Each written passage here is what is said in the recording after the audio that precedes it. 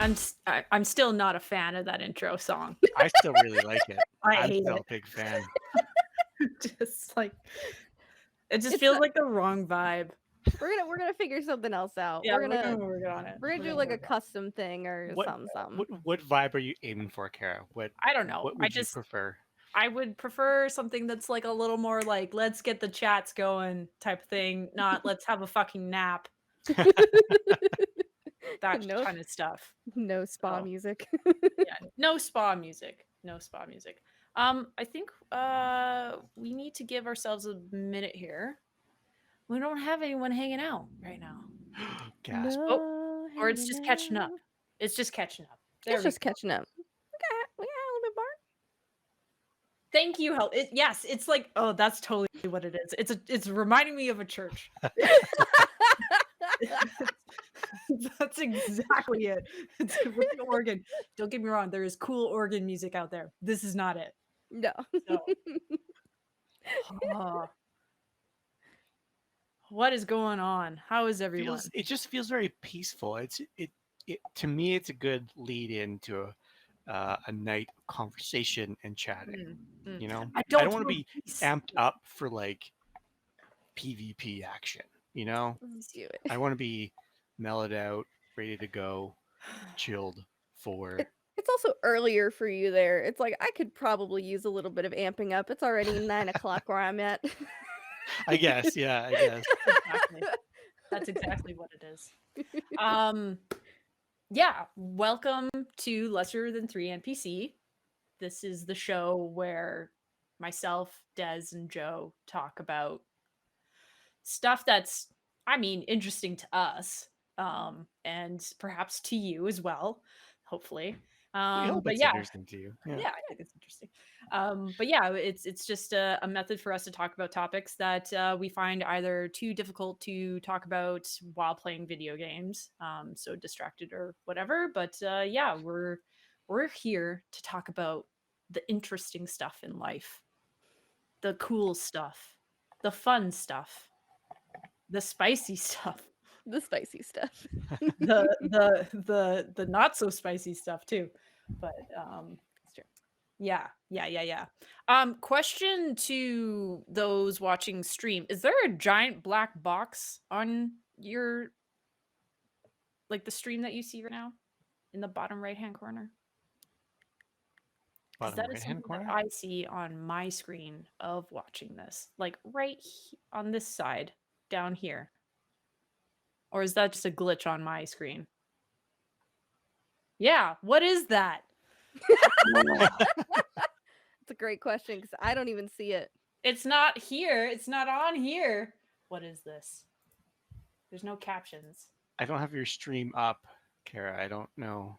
Yeah, it's this strange black box in the right-hand corner.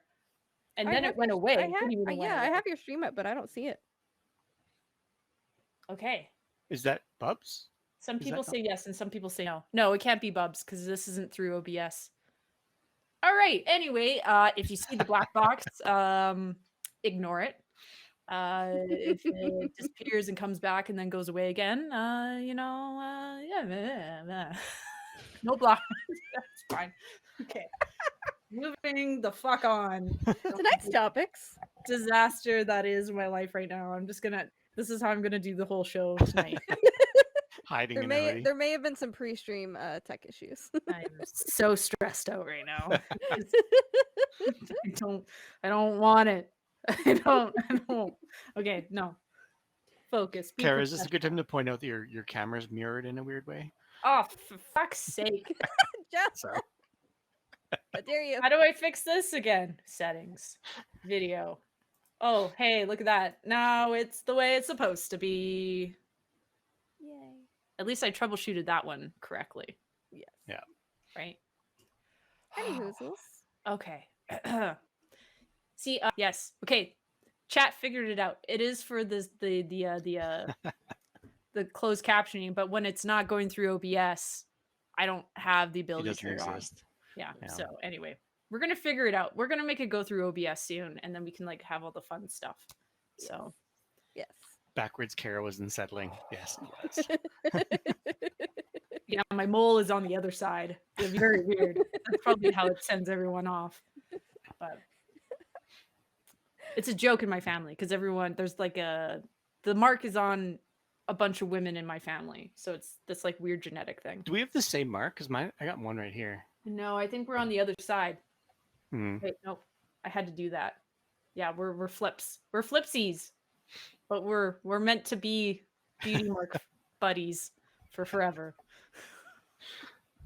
But Anyways, to the actual topic of tonight, we are tackling I mean, to be honest, I don't know if we're gonna be able to tackle all of it tonight. Oh But no.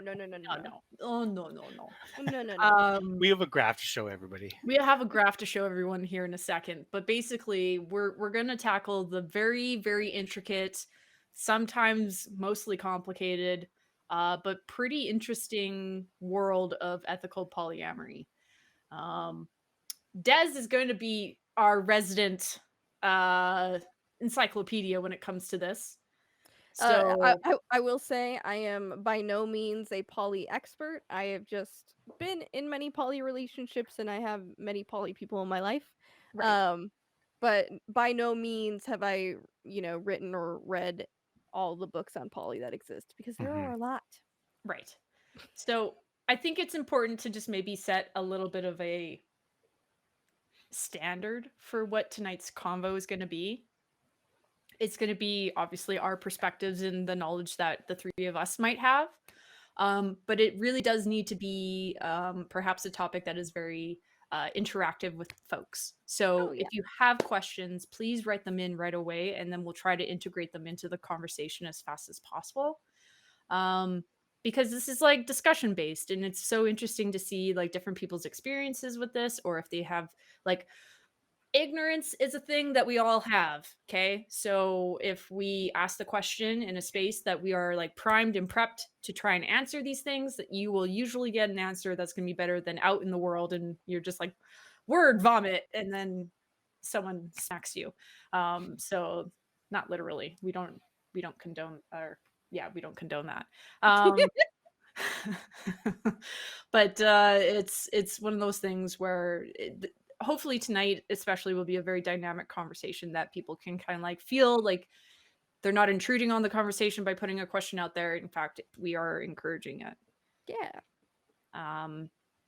But I also think it'll be a lot of anecdotal stuff perhaps in terms of like Yeah. conversation from many different perspectives. Having minded like what is polyamory 4 years ago, and then now to today where we're at with that. But anyway, that's besides the point. So I think the best way to start tonight is to hand it over to Des first, and then Sure. pull from there. Cool. Define this polyamory. What is polyamory? Polyamory, ethical polyamory, is a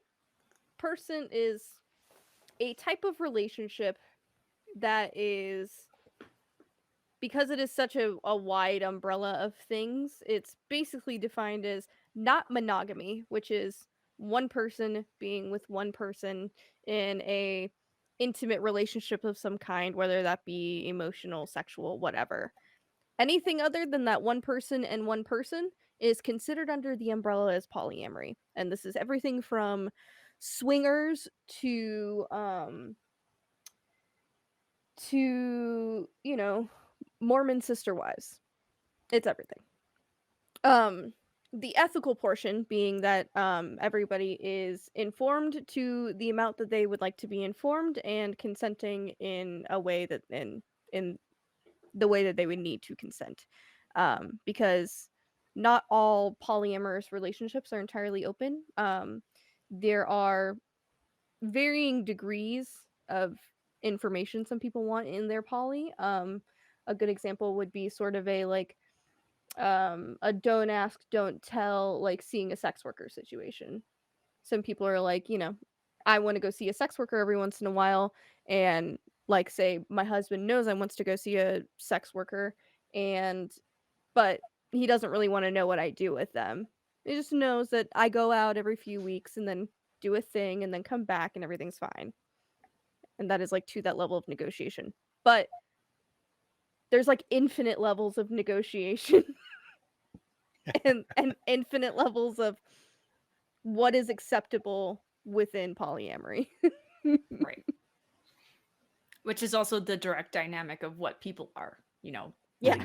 Like, the level of interest that the world has to offer in terms of relationships is infinite. So it's kind of representative of that. Do we want to show the graph for a visual aid right away so that people Sure. can be like, Well, because Des already mentioned the umbrella of it, and I guess this is more of a Venn diagram technically, Technically. but it's a Venn diagram that tries to capture some of the dynamics. And I would say even just like knowing what I know about polyamory and knowing how I view polyamory, I thought there was aspects that were missing from this. But again, this is not meant at all to be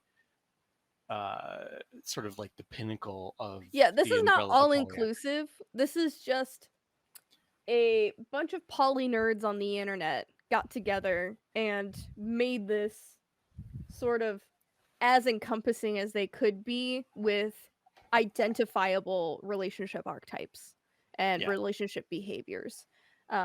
Because each thing within that can also be within this can be edited to varying degrees.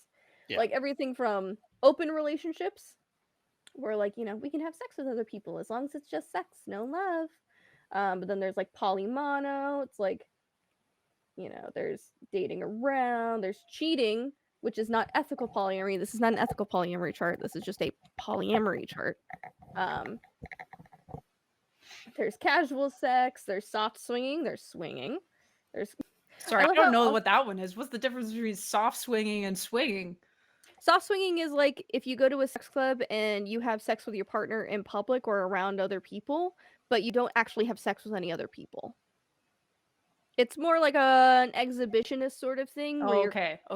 where you're kind of sharing a space, like an intimate space with other people, but not making physical contact or doing any fluid bonding or any of that stuff. Interesting. Okay. Yeah. I mean, there's closed group swinging, which is like that, well, sort of like that, except instead of it being like a more public space, it's a more private space, something like key parties. Where well not key parties. Key parties is something different. Like groups of people that like to come together who are on an approved list and then they all have sex with each other and then usually go home afterwards and with their partner. Mm. It's like closed group swinging. BDSM play is right in smack dab in the middle of this of this chart, because it's variable whether or not people who engage in BDSM, especially pro-doming or like professional BDSM, it's a very mixed bag on whether or not those people have other partners, like have regular relationships, inform those partners, and to what level of information that they do and have with those partners. Now, speaking from my experience, because this is a lot, speaking from my experience, I'm more in like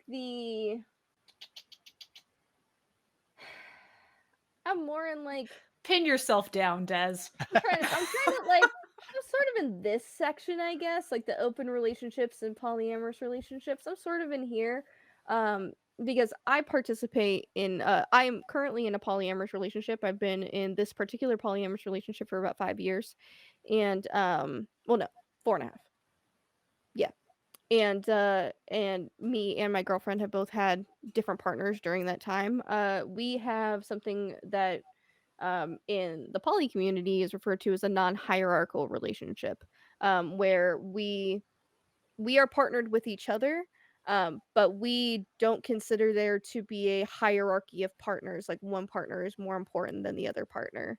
At least not as like a decided upon thing. Usually it just ends up being like if if another relationship that we have takes a little bit more of our time, like we can flexibly address other relationships and come back to our relationship as emotional needs sort of happen, if that makes sense. Yeah. Right, because there's a term that's bounced around a lot is like saying someone is your primary partner. Yes. Right. So in a non-hierarchical one, there is no technical primary partner. Mhm. Right. Now, I've been with her for 4.5 years, so like just even like with a person, regardless of if I'm in a sexual relationship with them or a romantic relationship with them or whatever, like if the person with 5 years that I've known for 5 years that I have a good trusting relationship with, if that person is having a problem and then equally like one person I've known for 6 months is having an issue and their problem is about the same, I'm probably going to address whatever the problem is in my, 4.5 year, 5 year long relationship first, because that's the relationship that I've invested the most time into, and that is the one I can address most clearly. Right. Because I know that person well and I trust that person. But also I'm like that in friendships too. Right. Like, you know. Well, so yeah, okay. So Des has stated they're in a polyamorous relationship. I have not, but I could fathom a future in which that is the case. I don't have any sort of plan for that right now. But it is one of those things where this type of world does lead to some curiosity, because I think what I want to lead into is the reality is like, okay, so we have monogamy and then non-monogamy. So what makes people non-monogamous, right? Like I think that's a question that kind of comes up in a lot of people's lives, is like, especially in, I think, Western culture, Christian culture, the monogamous structure is the only structure, right? That is the only culturally acceptable one, because it is seen as, well, there's a lot of components to it. It's very much like you should be heterosexual, you should be monogamous, and you should be capable of creating life. Those are the expectation pillars from society. So when we look at anything that is outside that bubble, right, we're looking at this, like we're looking at this chart, and you're seeing the diversity that's available within that, minus the cheating.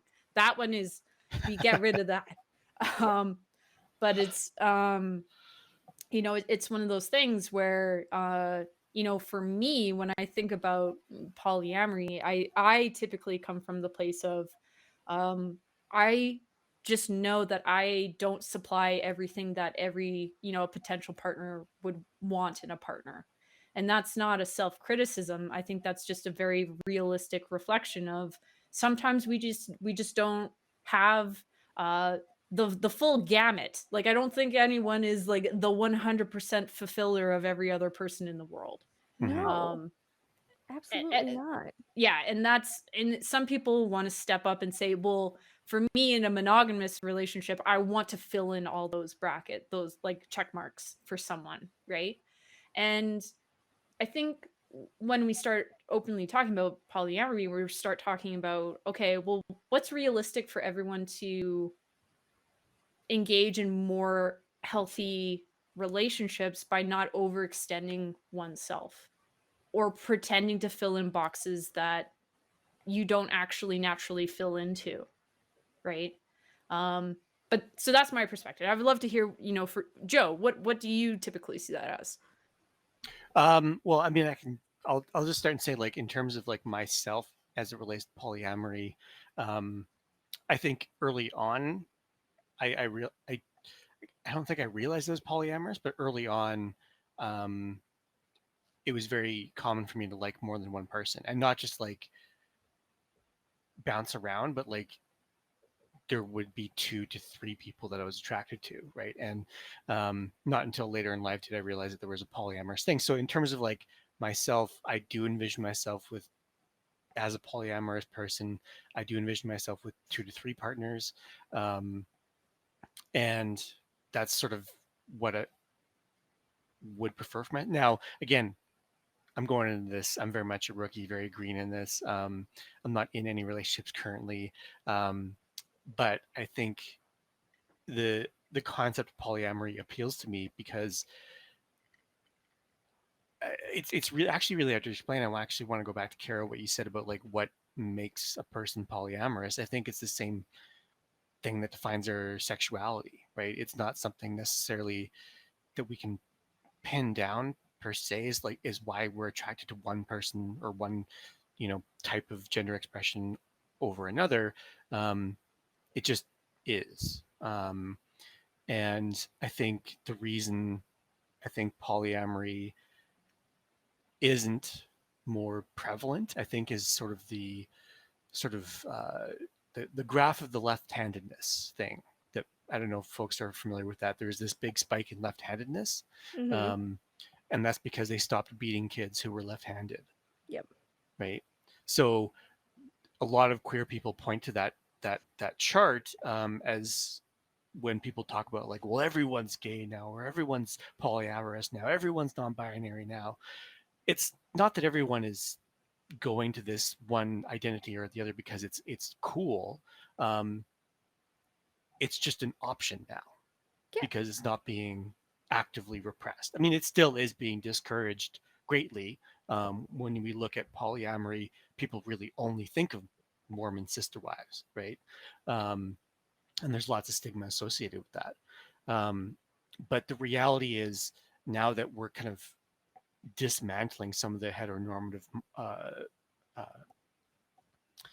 uh, monogamous sort of hierarchy that exists in our society, more people are realizing that, hey, yeah, polyamory doesn't seem like that bad of an idea. And again, to this fun little Venn diagram we got right now, there's lots of ways to define it, and it really comes down to everybody involved in the dynamic to kind of define it for themselves and what feels right and what doesn't feel right and all that. And I think that's kind of what is threatening about polyamory to larger society, to the sort of the heteronormative monogamy, um, is that it requires a lot of communication. I remember taking a workshop from a polyamorous person, and they were at the time debunking a myth around, oh, polyamorous people are having all this sex, and they laughed, or they said, no, there's lots of conversation. Then they paused, and they laughed to themselves, and like, there's lots of conversation. It's more conversation than sex, way more Yeah. conversation than sex. Um, and because there's so much to unpack because there hasn't been room for polyamory to exist. And so now that there's room for it to exist, I, from what I can see, there's lots of new terrain to define, Mm-hmm. which speaks to this this chart here, or this Venn Mm-hmm. diagram here, is what Yeah. exists. Like honestly, what this Venn diagram tells me, it's like it's nice to have sort of the vocabulary sort of listed or whatever, because it's nice for people to be able to communicate what they want. And like, so I think this serves that purpose. Like if you're curious about polyamory, whatever, reading through these things and being like, well, I feel like I want more of this thing, but I'm a little bit of this thing. I think some things like this, tools like this, help people find the language that they need to be able to communicate what they want to prospective partners. But what this also tells me is that the options are unlimited and sort of labelless. Mm-hmm. Totally. And that's kind of the fun thing about it, is because we get caught in, and kind of going back to why people are polyamorous. There's there's biologically and societally, polyamory has been a thing since the beginning of time. Like in varying ways. From kings having many wives to like orgy domes in Rome, like everything, like Orgy every domes, love that. in every facet of history, there's been some form of polyamory, ethical or not. Um, and it's only monogamy is a very modern invention. Um, Not to say that, and again, I'm going to say stuff about monogamy. I do not think monogamy is a like an unvalid life choice. I think monogamy really works for some people, and I think that's awesome. But I also think that polyamory should be, weighed as another valid relationship option. Hmm. Mhm. Because Mhm. Yeah. monogamy doesn't work for everyone. It didn't work for me. I was a serial cheater for many years because I'm a creature that needs a lot of I need a lot of enrichment. Hmm. Hmm. As they would say in the training world. I need lots of different emotional and physical experiences in order to be happy. And I'm also somebody with some trauma, and I've got some emotional baggage. And it's nice that I don't just have one person in my life that helps me deal with that. Hmm. Um, obviously I've got my therapist, but I've got my girlfriend, and then I've got like my friends who sometimes I have sex with, which is kind of its own kind of polyamory. And then, I'll have people that I'm in a little bit more serious relationships with. Um, but it's nice to be able to spread oh, sorry, microphone. Spread the load, as it were. Um, Hmm. um I'm 2 years old. Anyway, continue. to be able to meet many needs. Um and uh and that's nice for me, and that works for me. Uh but I recognize it doesn't work for everyone because it Mhm. requires a lot of work, and the tools that we need to be able to be successful in polyamory are tools that are helpful for us to be successful anywhere. I mean, we've talked about negotiation, we've talked about consent, like the amount of communication, think about any regular relationship. You have to have lots of in a committed relationship, like a romantic relationship or a sexual relationship, there needs to be a lot of communication in Hmm. that. Um, and bringing in more people doesn't make that any easier. It's just adding a multiplier on the amount of conversation you have to have about any given topic at any given time. Hmm. Yeah. Yeah. Well, I remember kind of grazing a poly relationship, and it was with an old partner at one point, and it didn't sort of materialize in anything. But there were even approaching this being potentially a thing that we were going to commit to. There was all kinds of things that we were going to talk about, or things that we were going to need to sort of figure out, um, from getting STI tests through to like, here's how we define how much time we spend together, and here's where here's where this time is allocated to this person for me, and this person and this person, and then we'd have to talk about how you would fit into that dynamic and stuff like that. And so approaching that, it was on me to sort of like be aware of like, hey, this is how much of the dynamic is going to be, um, that I'm going to be interacting with, right? And I'm going to have to be mindful of the fact that there's these other dynamics that this person, is navigating, right? So, but for me, approaching it, again, what it felt right about that was like, it was good to have that understanding of like, this is what the relationship, or this is what the dynamic is going to look like. This is what it's going to be. Here are the borders. Here are the boundaries. Um, it was nice to have that laid out, um, before even entering into it. Yeah. I'll just speak for myself here. In terms of like the idea of like monogamous dating, to me, there's so much. And again, I'm only looking at this from like a sort of heteronormative default kind of angle, where a lot of stuff is not laid out. Communication is not encouraged. There's so much media that perpetuates this idea of like, gender scripts, right? You follow your script, and you perform your gender role, and it just works out somehow magically. Um, all of that seems very confusing to me. And so the idea that there's polyamory exists, but that communication is a core component of that, where everything is clearly laid out before you even enter into the dynamic, right?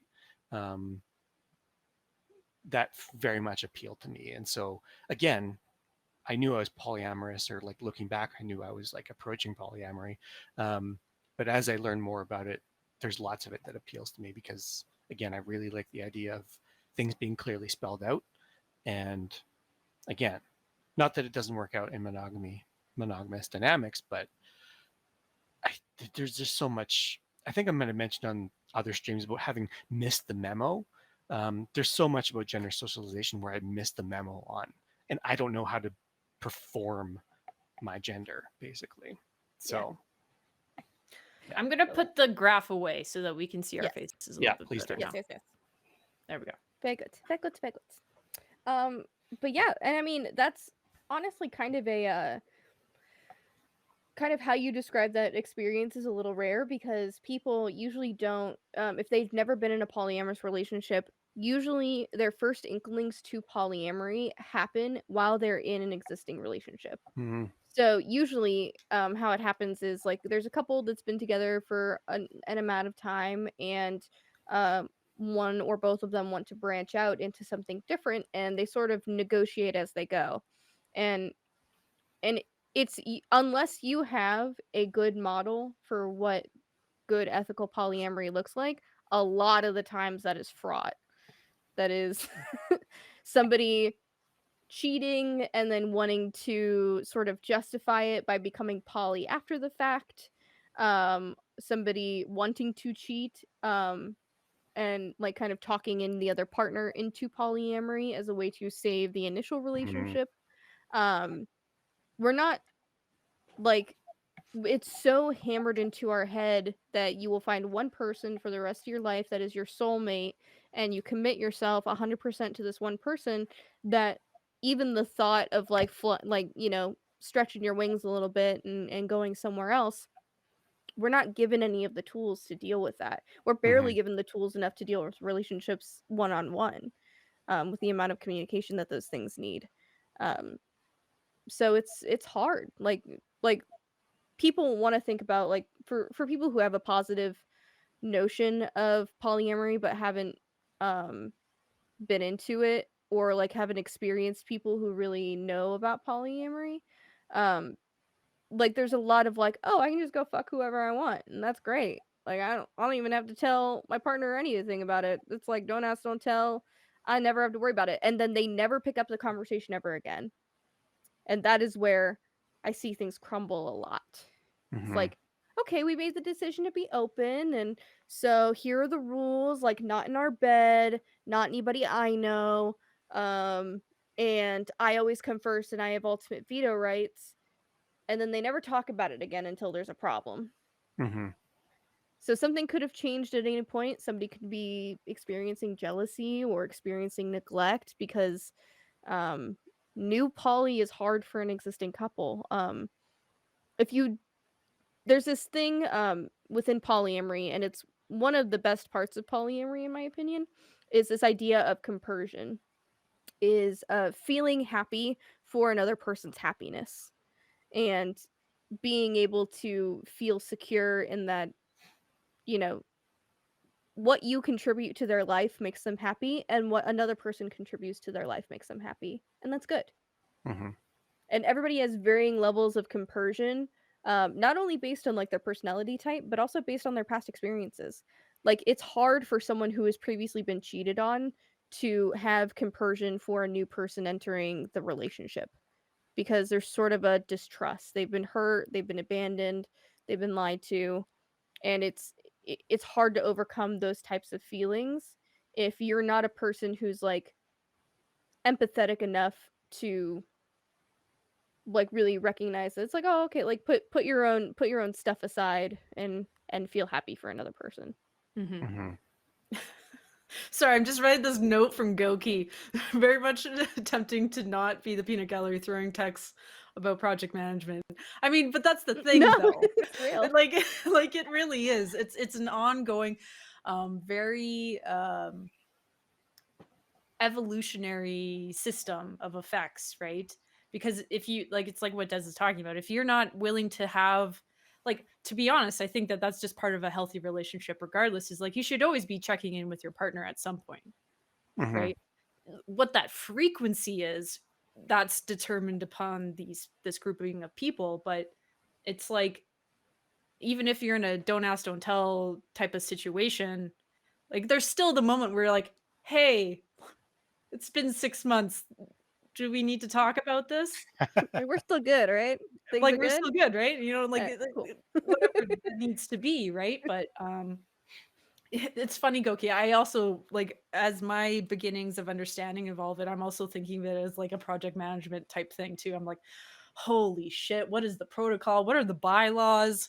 I need some sort of streamlined process that's going on here. Um, you Well, it's know? like it's hilariously, I am currently in the midst of taking an online project management course. Everybody be proud of me. Mhm. Um, and like it's not dissimilar. I mean, you have to recognize what everybody's strengths are. You have to recognize what they can bring to the table. You have to recognize how they best like to communicate, how they accept validation or how they accept criticism. When you need to get together as a group and talk, when you can talk about singular one-on-ones, what that looks like managing a group of people is managing a group of people, whether you're fucking them or not. Yeah, right. Um, we're gonna pull up this comment from Serena. How does polyamory affect traditional general roles? It shatters them. Well, I'm it kidding. could.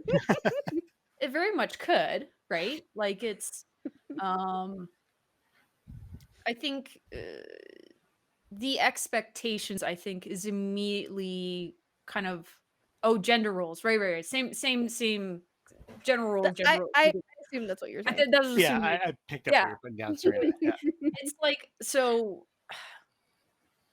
I would imagine that, it's also very complicated when, not complicated, but more dynamic as well when you're dealing with, okay, well, there's polyamory within, maybe it's only heterosexual relationships and there's polyamory that kind of goes into that. And then the gender roles within that context are going to be a little bit different than, say, if it was a queer relationship that is attached to different gender roles. And then on top of it, even too, if like people are non-binary or agender or whatever it might be, that identifying component to it, like gender roles then are even more of a diverse kind of compilation of things. Mhm. Yeah. Um, if I'm to say for myself, I'm just like, I would imagine the roles just don't really apply in terms of like the dynamic of who's who's in control of the relationship. Mhm. For me, it's more along the lines of, um, are we in the same kind of frequency of trust and communication and understanding of where we are with things? Um, for me personally, it's like one of the major things that I understand, like polyamory would be a benefit to me, but it would also be a giant benefit for if I have a partner who's far more sexual than I am, is for them to seek that aspect of their needs elsewhere. Like that's a piece of the information that I'm just like, that actually calms me down in these weird fantasy potentials in my future. I'm just like, oh, okay, like I could be in a position where I'd be like, oh yeah, I don't need you to be all horny and grumpy around me all the time. Go get that from someone else. Horny Um, and grumpy are the worst two emotions put together. yeah, so it's like, I don't need that. I don't need that around me. I need you to go deal with that. And I say that with humor, but in seriousness, like, um, Joe knows that there's this story that I'll tell. Um, I had this thing where like there's very few people who I've been very, very much attached to in my life. And at one point I remember coming up to Joe when we were living together and I was like, Joe, if I don't know, make up a name for her. Tanya. I don't know. But like that's stupid. I'm not gonna give her a name. Tanya. This is so dumb. But I was just like, and this was when I was first coming out, and I was just like, I would, I would just get married to her and she could go fuck all the guys she wanted in the world. And at the time, it didn't make sense. I was just saying it as a joke, right? Because I was thinking, I was just like, ha ha ha, so funny if I, You're trying to internally problem solve. correct. Yeah, yeah, yeah.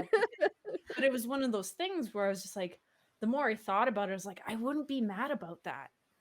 Like it wouldn't bother me that if it was in a situation, she's straight, by the way, so this is just a whole hypothetical, like, fantasy situation, um, where, you know, I could have, like, a dedicated partner whom I would have the things that I wanted and what she wanted, and then she could then go elsewhere to get other components that, you know, I wouldn't be able Hmm. to, provide for her or want to provide to her.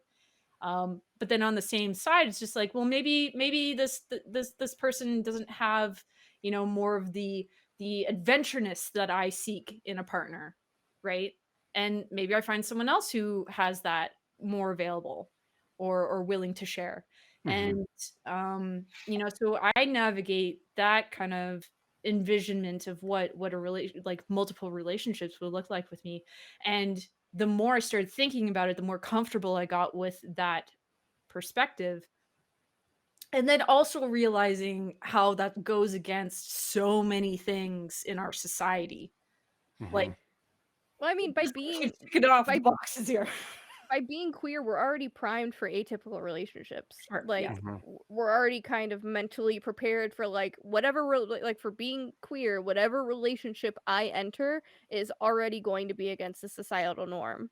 Mhm. So I think it's a little easier for queer people to be like, well, you know, they're already gonna like society, the world's already gonna fucking hate me because I'm with a woman. Like, what's one other thing? Yeah. But I do want to bring up, or kind of go back to Serena's question.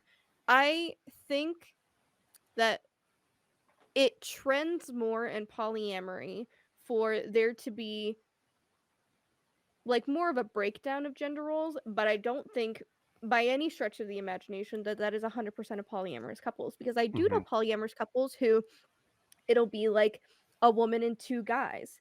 And the woman is a stay-at-home mom and has the babies of two guys, of two different dudes, and they all raise a family together, and she is the primary like house, the stay-at-home mom, the homemaker. And they go out, and the guys go out and they work, and they come back home and they bring home the bacon, and they adhere to that relationship escalator Hmm. and to the regular gender roles while being polyamorous. So I think both are like it's more likely for that to be kind of thrown out the window because the societal roadmap says, you know, one person, but like shut Yeah, up, the Cookie. bacon.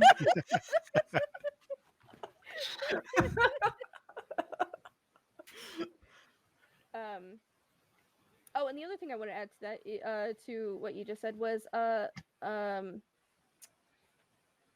like a lot of times polyamory comes about because of like availability. Hmm. It's like for someone Hmm. who is like a really big workaholic or travels a lot for work or finds himself you know, people who are multinational and find themselves living, you know, in their home country for 6 months and then in one country for another 6 months. Like it polyamory is a good tool for those people if they're susceptible to that type of relationship, and that is also a thing I see pretty often. Hmm.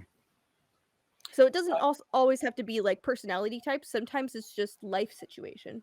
Yeah. Hmm. In terms of that question, how it affects it, I think there's different layers because I think you have gender roles, then you have, um,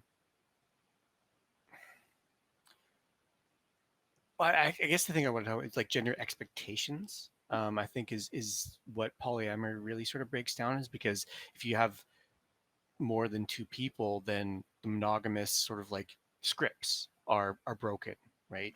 Sure. Um, and so I think absolutely the traditional gender roles can still be present. I think um, the expectations in the scripts change. Um, and I think the um, expectations based around somebody's gender are always a bit weird to me. Um, that because you're this gender, you should behave What? this way. That's weird. And I think that's whether you're monogamous or in polydynamics, I think there's problems with that mindset. And that's the For mindset sure. that I kind of want to challenge, right? Is that a person may present in a certain gender and they may identify with the gender they present with and all that kind of stuff. But if the other person expects them to behave a certain way and then isn't comfortable with how that person is behaving based on their own expectations, that's Oh on the yeah. person with the expectations, right? So in terms of whether or not polyamory challenges or impacts gender roles, I think it depends on the dynamic, because I think you could still have somebody in a polyamorous relationship being real shitty to their partners if they're not conforming to their expectations of what their different partners are supposed to be doing.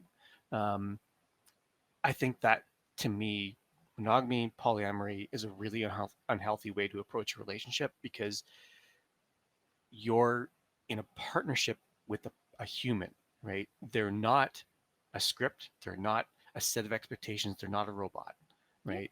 And so for you to sit there and demand that your partner perform certain roles, polyamory or not, Yeah, you're that's regardless of what relationship type that is, it's not fair to whoever your partner is, and that's not a recipe for success. yeah, No. yeah, Yeah.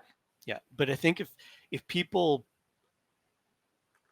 find certain gender roles align with who they are and are totally comfortable leaning into them, they can work.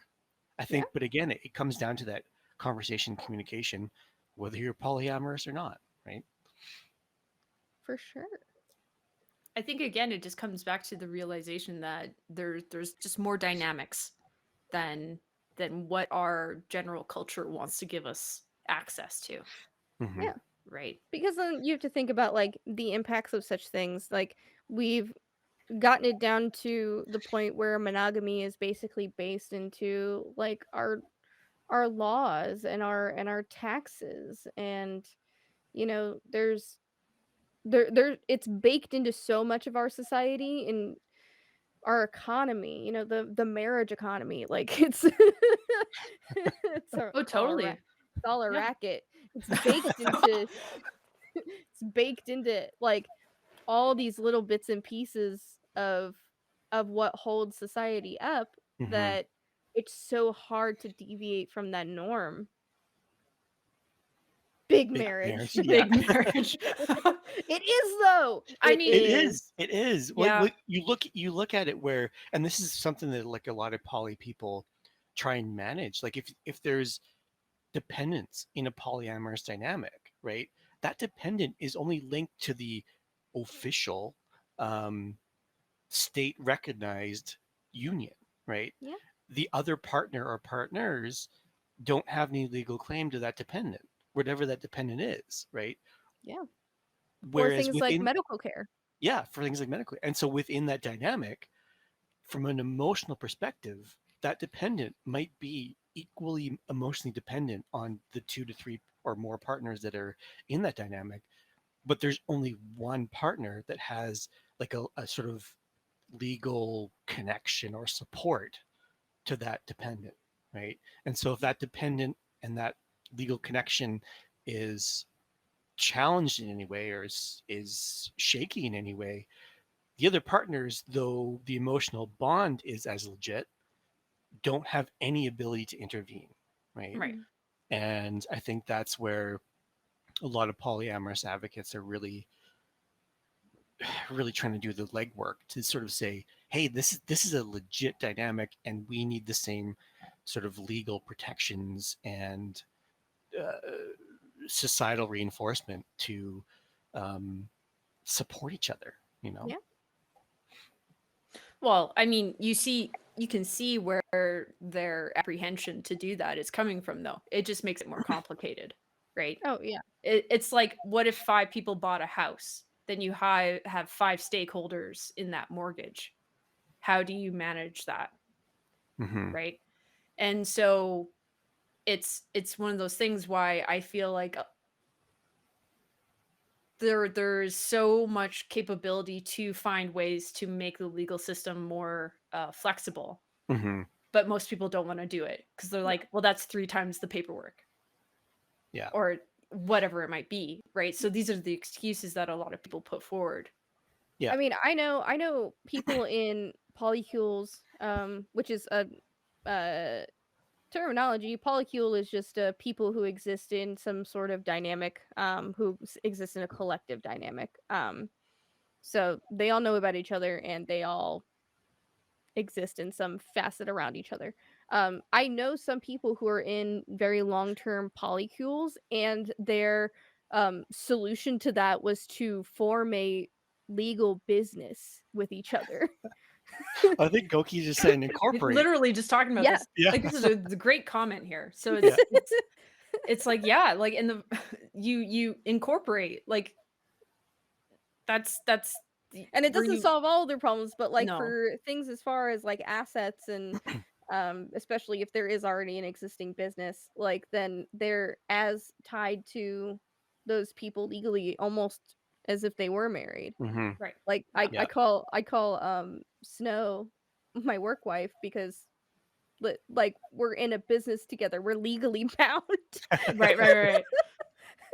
Yeah. We own a business together. Yeah. Don't worry, Snow is my space wife, so it all works out.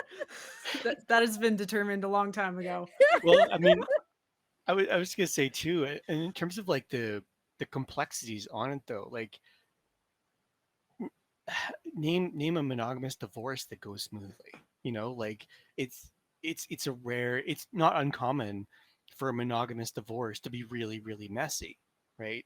So it's not as if the systems, the legal systems that sign off on these dynamics are not experienced in managing nuance and complexity, right?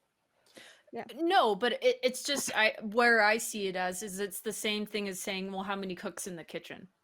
It's just the more people you have, the more dynamics that there are. Hmm. Also, you can't like the legal system is as political as anything else, Yeah. and more so than lots of things. Um, So I have to think and of really nice too. There you go, Sandra. Yeah. um, and politics are always going to come into it too, 100%. because Absolutely. Yeah. we like, especially in the U.S., we can't even get weed legalized here because there's so many like religious lobbyists against Hmm. marijuana, and Mhm. like Well, like to the religious lobbyist against the idea of polyamory is a lot. oh So yeah, in the like US it's the sanctity of one man and one woman. yeah. Sorry, I don't know why that's just like I had to clap Man. that, but I did. Anyway. But yeah, it's I don't see it as a thing happening anytime soon that Mhm. there's going to be more legal protections for people in polyamorous relationships. But I think people are just going to figure it out regardless. My camera's all Yeah. stupid. Well, okay. I think we can also use this moment where you start demystifying a lot of things. Like people still align polyamory as polygamy, Mhm. Mm, yeah. right? Like those are the two things that exist and they are the same. Where you're talking about the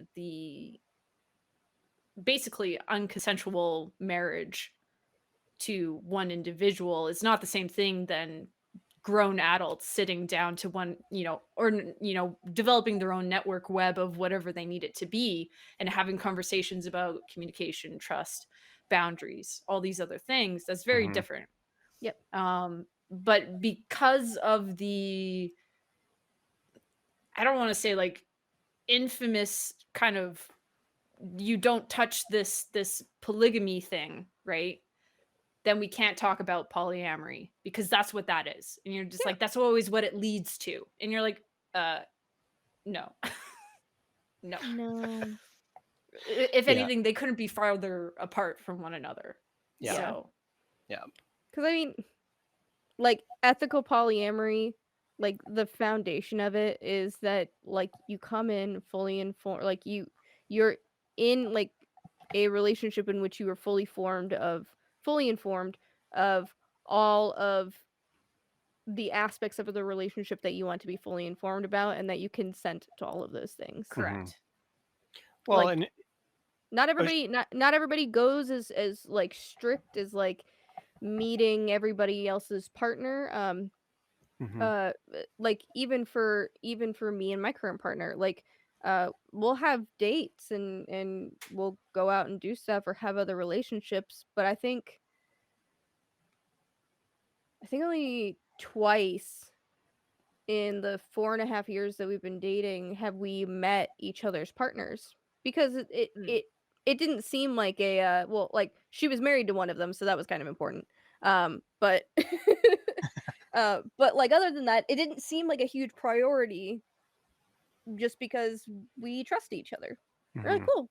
Like, as long as this person is making you happy, then like if they want to meet me, that's fine. Like, I'll hang out. I'm cool with that. But if they don't, I also like don't care, because I still get to see you when I get to see you, and mhm, you're having a good time and things are chill. I'm having a great time over here. I'm a very independent person, so I'm like, cool. You're happy. You're doing your thing. I don't have to constantly tend to your needs 100% of the time. mhm, That de-stresses me a little bit, because I got all this up here to contend with at all times. So, like, for two independent people, that really works for us, because mhm. she's also very independent. Yeah. Yeah. Well, and just to go back to that, you thought about like people worry, or like, again, people, society, monogamy, whatever, worried about people exploiting polyamorous relationships. Well, if we're going to prohibit something because people might exploit it, then monogamy shouldn't be allowed either, you know, Exactly. because people exploit monogamy all the time. And the same people who criticize polyamory, I would lobby, are often exploiting the monogamous dynamics, like Mhm. the that divorce is still so stigmatized, right? Is a direct impact of the sort of push of monogamy, right? That it's one man, one woman for eternity, right? You don't get divorced. And there's been a lot of progress made there, but I don't know, the stigma that surrounds people who get divorced, especially for the femme presenting or women in that dynamic, is enormous, right? Yeah. It's it often is laid at their feet, laid at the Mhm. woman's feet, that you're the reason why it failed, regardless of the details of the divorce. It falls to the woman, the blame, the stigma that follows. For the cis man in that situation, not so much, not Yep. frequently. Um, Basically, unless they outwardly cheated, it's usually the woman's fault. yeah, yeah, yeah. Which in reality is just bad relationship dynamics. Like, Or you like know, people change. Like you yeah, decide, Yeah. you marry someone when you're 19. Are you like would either of you want to marry the person you were at 19? Like I cringed at the person I was 19. I I'd have be I to like, don't clutch thank my fucking pearls, God I didn't everyone. get married when I was Don't 19. come Fuck. after me. How dare you talk about sex? I can't. I need to leave right now. You heathens. But it's like you change over time and things change in your life, and sometimes trauma happens and sometimes you can't Hmm. deal with that, and that's okay. Like it's like you relationships need to change, and either the relationship adapts and it grows, or you gotta cut it off the vine because it's not serving either of you anymore, and then you just have miserable people that feel like they're obligated to be together, and then Yeah, that's Yeah. the worst. Yeah. yeah. Well, but Monogamy or poly. that's what it's served as though. You think about I think about say like my parents' time bracket. So boomer and late boomer era. You know, they were still the generation that you were expected to get married between 19 and 25, right? And you were supposed to have at least two children before you were 30. That was typical of what it was. And a lot of people were married in their early 20s, late teens. And you sit there and you go, you didn't even know who you were then. Like, I look back at 19 and I'm like, you are a child. like, even though we're technically legally adults, I'm just like, you are a child. You have so much life to figure out and who you're going to be and what life is going to give you. Um, and I still kind of feel about that myself now, even in my early 30s. I'm like, I know between 30 and 40, I'm going to be learning so much more. Mm-hmm. Right. And I don't know who I'm going to be at that point in time. Yeah. And, you Well, know, sorry. Go ahead. oh no, it's just it's when you set that when you set yourself up to acknowledge that you are always going to be an evolving person, you have to give that allowance to everyone else you're in a relationship as well. Mm-hmm.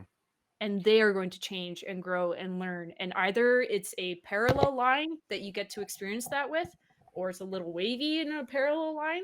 But if it starts intersecting and going in off in different directions, it's okay to say that that's just not where you're going. Mm-hmm. Well, it's going to connect to Xandra's point here. I think my parents are very, very similar in that, like, they didn't get married young, but there's no, like, dating is annoying.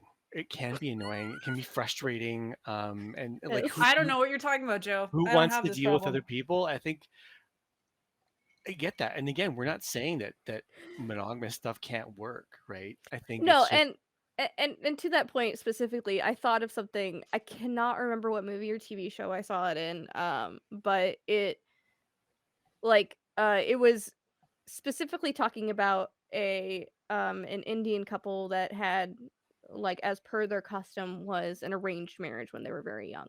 mhm, And there was something in that conversation about how, yeah, they got married when they were young and they got married when they really didn't know each other, but they had the rest of their lives to know each other and grow to love each other. mhm, Like, uh I think the quote was like, you love you love your wife the same way you loved her on the day you got married. I love my wife more and more every day because I know yeah, her more and more every day. And, like, yeah, so for some people that legit works out. I don't think it's very common. Nope. Nope. But dating There was a people is super question. annoying, and if you can find someone that you're, even if you're not, fucking gasoline on fire in love with them for your entire life, finding someone you can just trust and be with for a long time is really nice. Mhm. Someone that makes you feel safe and good. It mhm, doesn't have to be gasoline on a fire all the time. No, it's interesting you say that. I also think, like, besides it being like, if we're talking about intimate relationships and partners and stuff, like, it's the same thing in friendship groups too.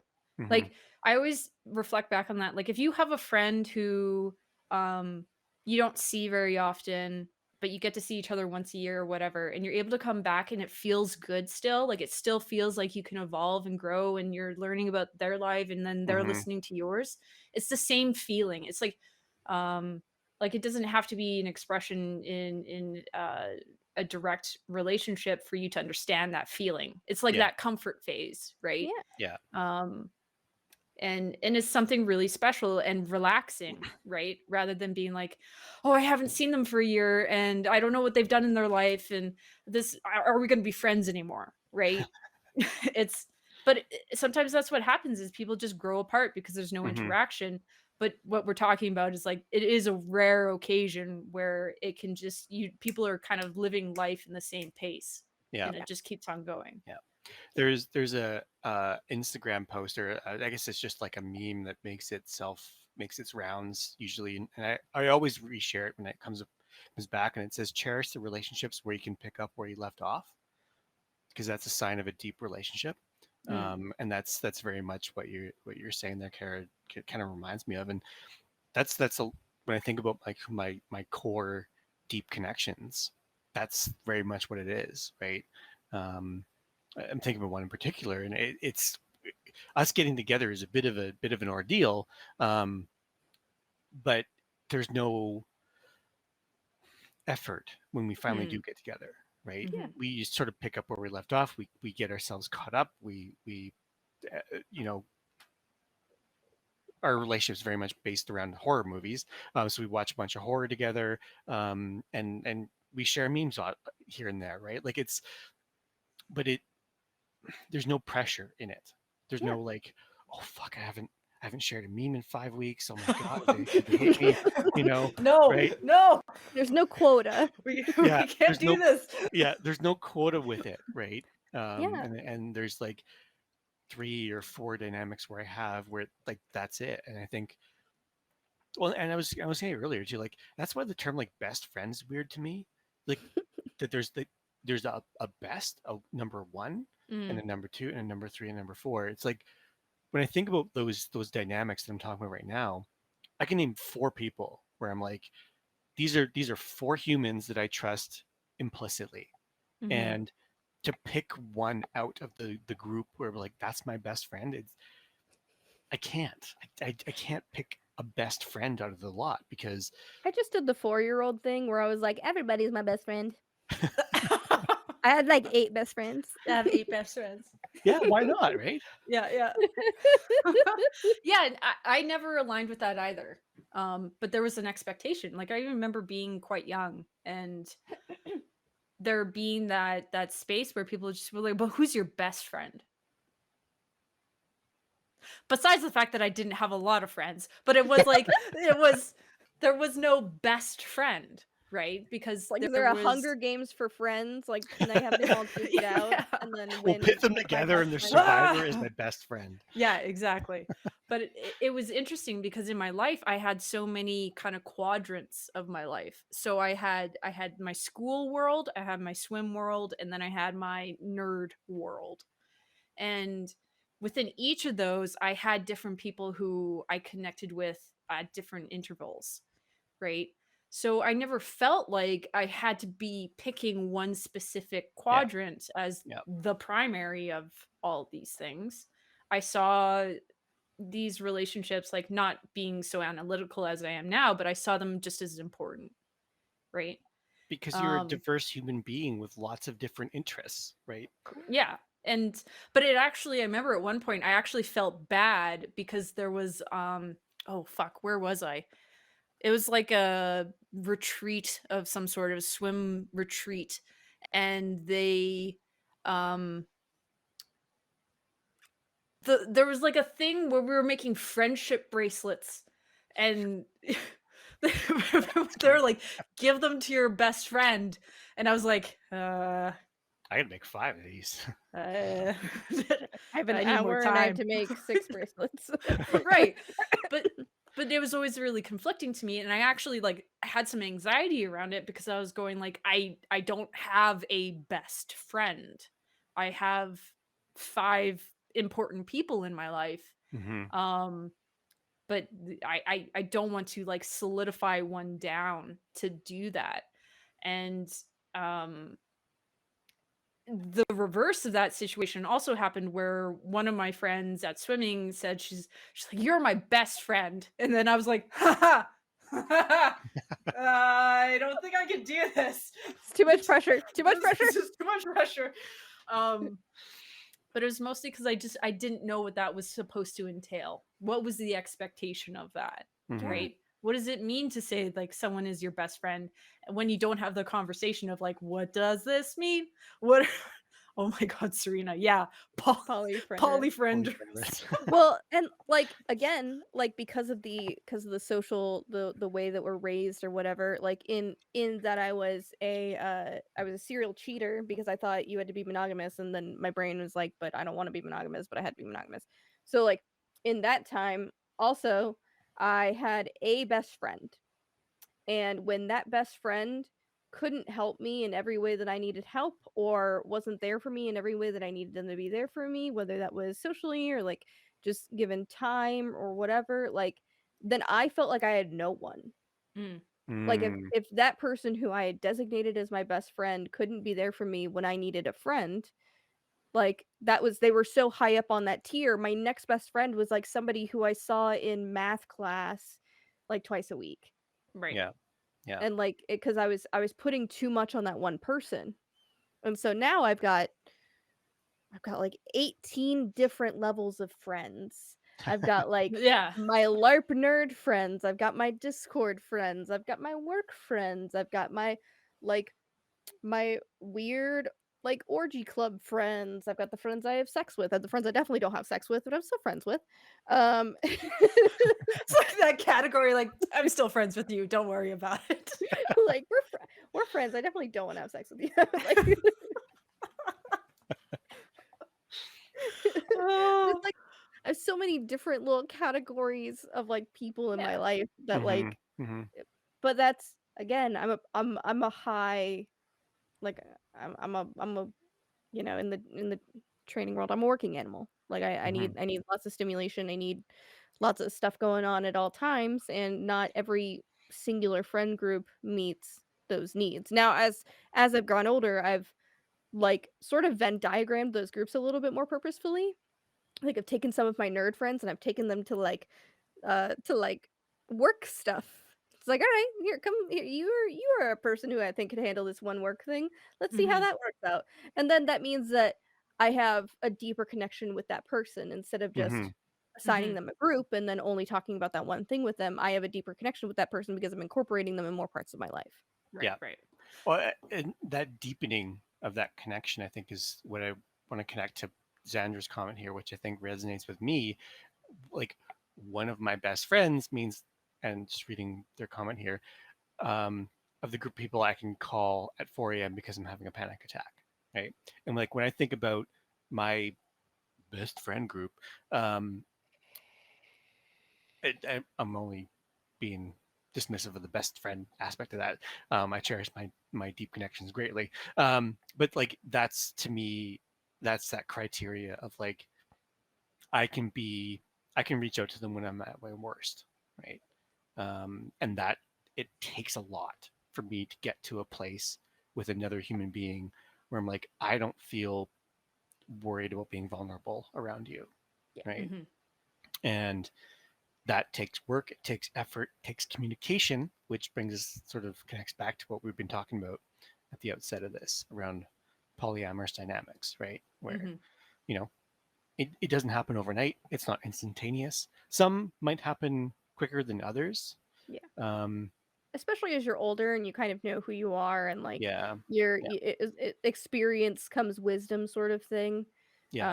Cuz like uh I in this relationship I was poly pre um pre my current partner, but she had only ever been um the one penis policy kind of poly. Um in which it's usually a couple in which a bi woman is allowed to go fuck women but not allowed to go fuck men. I Mm, caught up to you just in that moment. Okay. So she had only ever experienced really one type of polyamory, where I Right. had experienced several different types. So we were still going into it with knowing generally like who we were and what we wanted. hmm. But we were coming at it from two different sides of the poly realm because I was just like, whoever, whatever. Totally. Well, that kind of leans into there was something that Serena was asking about was like, well, how do you know which partner you take to a dinner party or a work function or whatever it is? And I think what it really comes down to is like that is the discussion upon the grouping of it. Hmm. Like um Who if wants to go? who Start off wants to with go? start Uh, off with who wants to go, because not everybody yeah. wants to go to a work or family function. Like, Mhm. I'm not excited about getting dressed up and having to look like a normie and not talk about porn. Like, that's not something that excites me. Um, Hmm.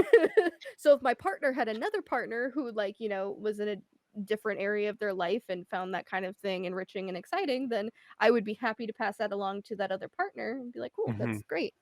And but if it, comes down to an equal thing, then that just comes down to a conversation. Some people like to switch back and forth. Some people be like, okay, like my family will see this person, but my work friends will see this person because that kind of makes my life easier. Because Mhm. Hmm. then my work people don't have to memorize more than one name, and my family doesn't have to memorize more than one name. Like it sort of comes down to just logistics. Yeah. I was gonna make Management. some joke Okay, about Project like you management. who's have it ever right. available, right? Whoever's available to fill the seat, like that's who gets it. Like, but Fill I out the mean, calendar. yeah, Yeah. but And also like and who yeah, has connection to it. Like if uh like I'm trying to come up with an example. I think My marriage would have a big thing with it too. It's yeah. like, if you're married to someone and they see themselves as this kind of representative in it who takes maybe some of those priority of more public type stuff, like that would be a thing. Mm-hmm. Yeah. Like I I wouldn't consider myself in like a polyamorous relationship, but we were like my last two roommates that I lived with who were in a relationship together, we all three of us were really, really involved in each other's lives. Like we like short of having sex with each other, we were in a relationship. Like Mm-hmm. we like did finances together and we like emotionally like were really connected with each other and like we existed as a unit for the majority of things.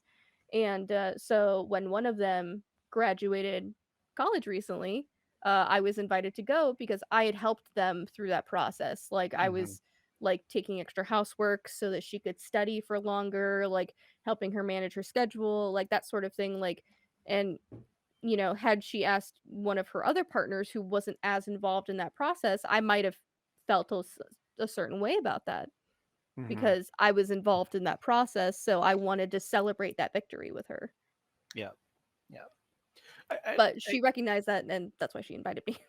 I was just gonna like Right. jump in and just talk about like I think there's lots of overlap with friends and polyamorous dynamics, and I think just something I'm seeing here, and so people can correct me if I'm thinking this, but like this is something that another close friend and I, not the horror friend, a different one, um, a little soapbox that we have together is that I think in society, friendship is this sort of like sad second place to a romantic dynamic, right?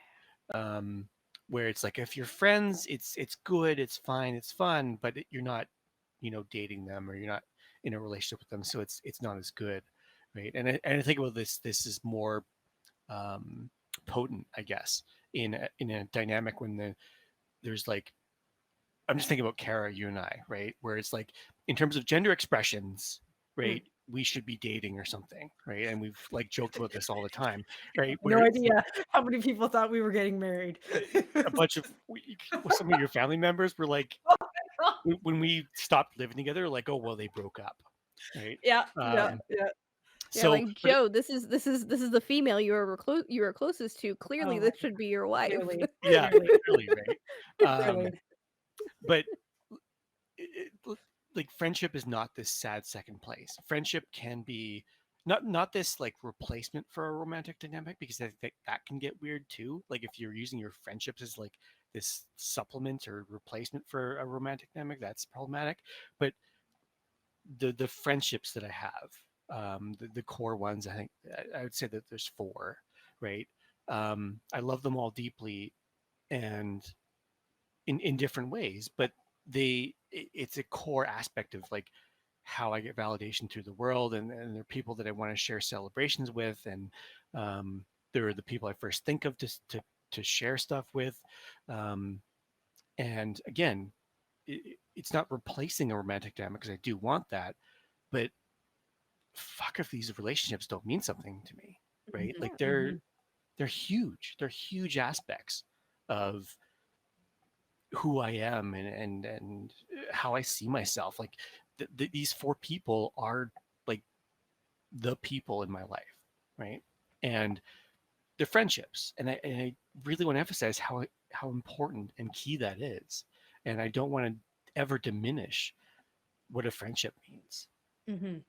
Oh Yeah. yeah, I agree. I mean, how many Um, times have you had that friend who, like, as soon as they started dating someone, stopped talking to you? Oh yeah, It's yeah, like because they were of the opposite gender, and like that was like no longer a viable friendship to have because they had just replaced it with a romantic relationship yeah. yeah, It's yeah. always it's happened to me a couple of times. It's happened to everybody a couple of times, but like constantly. it's so sad when that happens. You're just like, ah. Yeah. I wasn't I wasn't even thinking that there was going to be like a romantic dynamic here, but it's just like I was a friend. Like, come Yeah. on, you know? And those are Well, people who don't put friendships on the same level as romantic relationships, because as it turns out, inherently, like, having some sort of romantic or sexual interaction with another human doesn't really affect their value, as it Hmm. turns out. Yeah. Well, I just want to point out here, like Serena was saying, yes, and this is important to ace people too, like completely. Like you know, from my Sure. perspective on that, it's um I have been the most vulnerable I could ever be with friendships, Hmm. right? And that's not to say that without therapy being what we're doing right now, it's one of those things that I've had to work on a lot. And that's why I hold my friendships at such high value and why I have a very limited number of good friends is because it's one of those things where my level of trust and communication that has to develop in that friendship takes a long ass time. Like I have never understood people who are just like, we're best friends. I'm like, how long have you known each other? A month. And you're like, what the fuck? Or even in relationships. Oh, I'm dating someone now. We're boyfriend, girlfriend. And I'm like, how long have you been dating for? 6 weeks. And you're like, the right. See, for sexual people or people who are very versed in relationship development, 6 weeks is like, yeah, that seems very normal. For me, I'm just like, 6 weeks is I a long need like time. a timeline for like year 3 of our coffee dates. Um, this is a decade long investment that you're gonna have to invest, like look at. Um, no, but like in all seriousness, it's one of those things where I think as someone who's more ace on more on the side of ace than sexual, um, in terms of how relationships are developed and what the value is you put on your friendships versus a partner, I don't think I could see a difference. And I know that's kind of weird to say, but because I don't I don't think I've ever behaved in a romantic way with my friends. I don't think so. But I still value, like, I feel like I would still value them the same as if I was in a relationship that was more romantic. Right. Well, I think that's the sort of the line that I was trying to draw before, where it's like it's not that the friendship is supplanting or taking the place of a romantic relationship, but Yeah, you're holding it in the same regard, right? correct. It's And like a these things are parallel. not mutually exclusive, right? Because you hold friendships in a high regard, it doesn't mean you're using that to fill in the romantic dynamic or take the place of it. It's just, not to use a pedestal term here, but there's lots of room up there in that deep emotional connection range, Mhm. right? Yeah. Like, it seems, and it seems like what I hear you saying, Kara, is like if someone were to go from like friendship to relationship, it would be a lateral promotion. Yeah, there would probably not be a, like, honestly, it'd be oh my God. Visualizing it now, I'm just like, "Oh, fuck, yeah, that's exactly what would happen." It would just be like a conversation, be like, "So this is a thing? Yeah, okay. And Cool. that, I'll talk to you Kara, later." You know? I actually see you sitting down like with a suit and just like, we need. I want to discuss Yes. your current position within this dynamic and introduce some new parameters into this dynamic, and I just want to see See, how you're that fits with joking, but you. this is Um, actually how it would go. 100%. Project manager Kara, please fill out this evaluation form and uh, yeah. feedback form, because Kara would have a Here's this feedback blank form. feedback form. I would like you to Oh, fill this out for me. Thank yeah, you. Yeah. please return it in a timely manner. Your pay is going to stay the same. But But you'll have new responsibilities. I am going Maybe to change some my status on benefits. Facebook. We'll see about that. No, um, but that's very, very apt. yeah, It's a very good way of putting it. Yeah. metaphors. I wanna poke at something that Fadi just said. You can tell close friends things you would not tell a romantic partner. I disagree with this. Mm. Mm. Um, I think that this is sort of a societal thing in that, like, you're supposed to have, like, your girlfriends are the ones you chit chat to, or the ones who get your real feelings, and then your boyfriend is the one who doesn't want to deal with it. Like, Yeah. you should be able to emotionally like open up or be on the same like be on an emotional level with your partner that is understood. Now, it's not everybody is always going to get the same level of information or the same level of like vulnerability and trust when it comes to friendships, but I think that as a rule in itself is flawed. Hmm. Like you should be like you should always work towards vulnerability and openness to someone that you've decided to attach yourself to for an extended period of time. Yeah. Um, like, Yeah. if you're married for 10 years and you can tell your best friend something that you can't tell your husband, and it's something that's really important to your life and it's something that emotionally impacts you, then your whoever your husband isn't working with all of the information and doesn't know how best to support you. Yeah. And then Yeah. that degrades the relationship over time. So I think it's always a goal to work towards. But I think oftentimes hopefully, friendships last longer than relationships, especially in this sort of like dating culture where it's like, oh, you date someone for 6 months that didn't work out, you date someone for 2 months that didn't work out, you go one date that didn't work out. So the friendship is more of the like trusted, consistent thing. So especially in the beginning, that may be true, but if you're in a long-term committed relationship, like, you should be able to tell your partner things that you would tell your best friend. Yeah.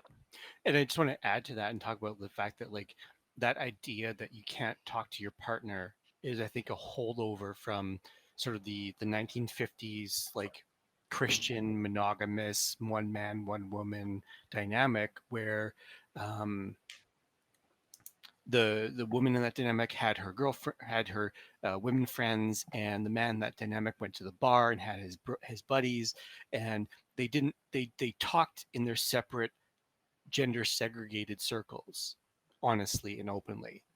Um, the the the interactions they had when they were together were the 100% purely unaltered gender scripts that they were supposed to do, supposed to behave, and didn't deviate one bit. Um, and it had a lot of problems because humans are not built that way.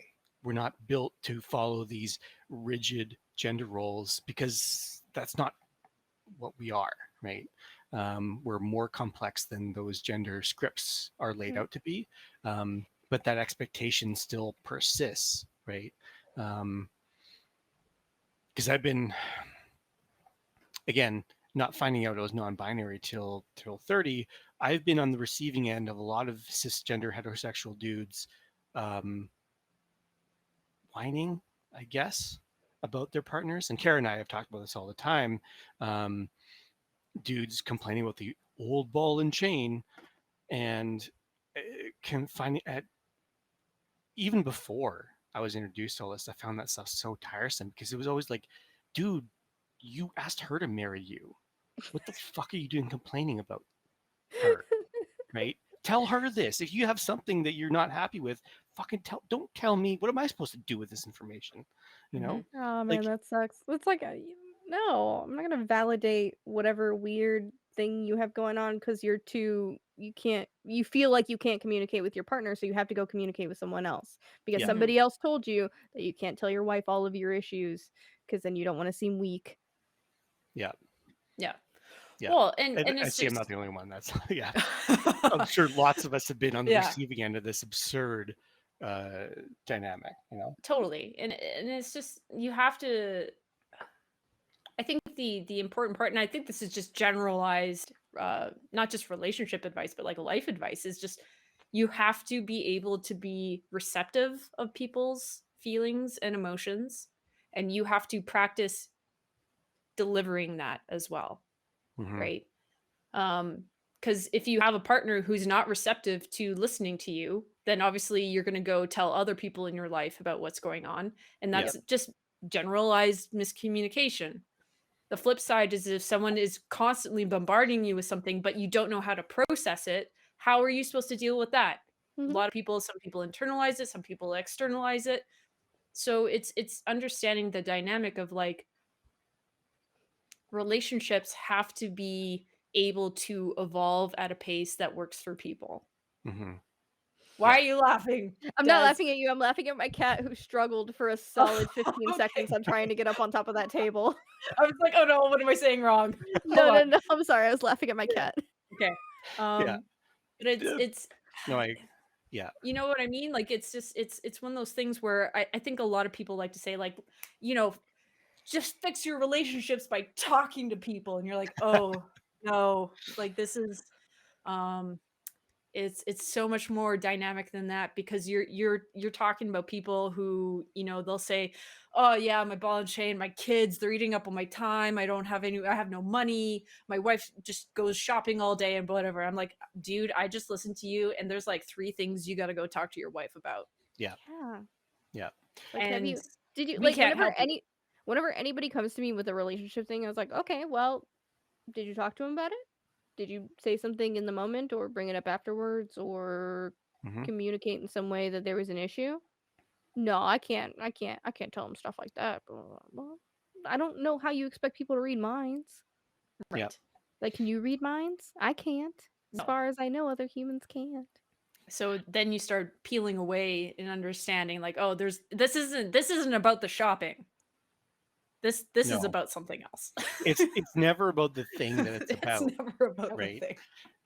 And we'll say that so much of this narrative around this exists because of those hardline gender scripts, right? We don't have practice. We're not comfortable in having these conversations with the quote unquote romantic partner, right? Because the script says we're not supposed to have these conversations with a romantic partner, right?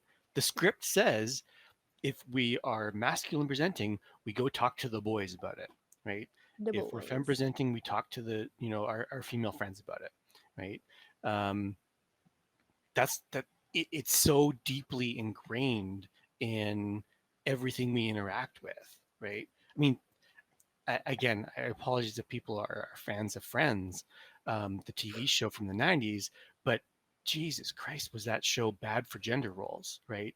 Like that show was 100% gender role, gender script programming, right? And that's not the only culprit of the Mhm. 90s, For but sure. there were a lot more shows that sort of did that. But again, we've been so inundated with this. This is how you're supposed to be.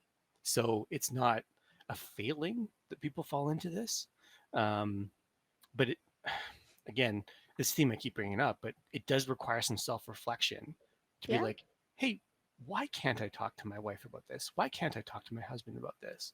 Right. What? We've poked the Xandra beast.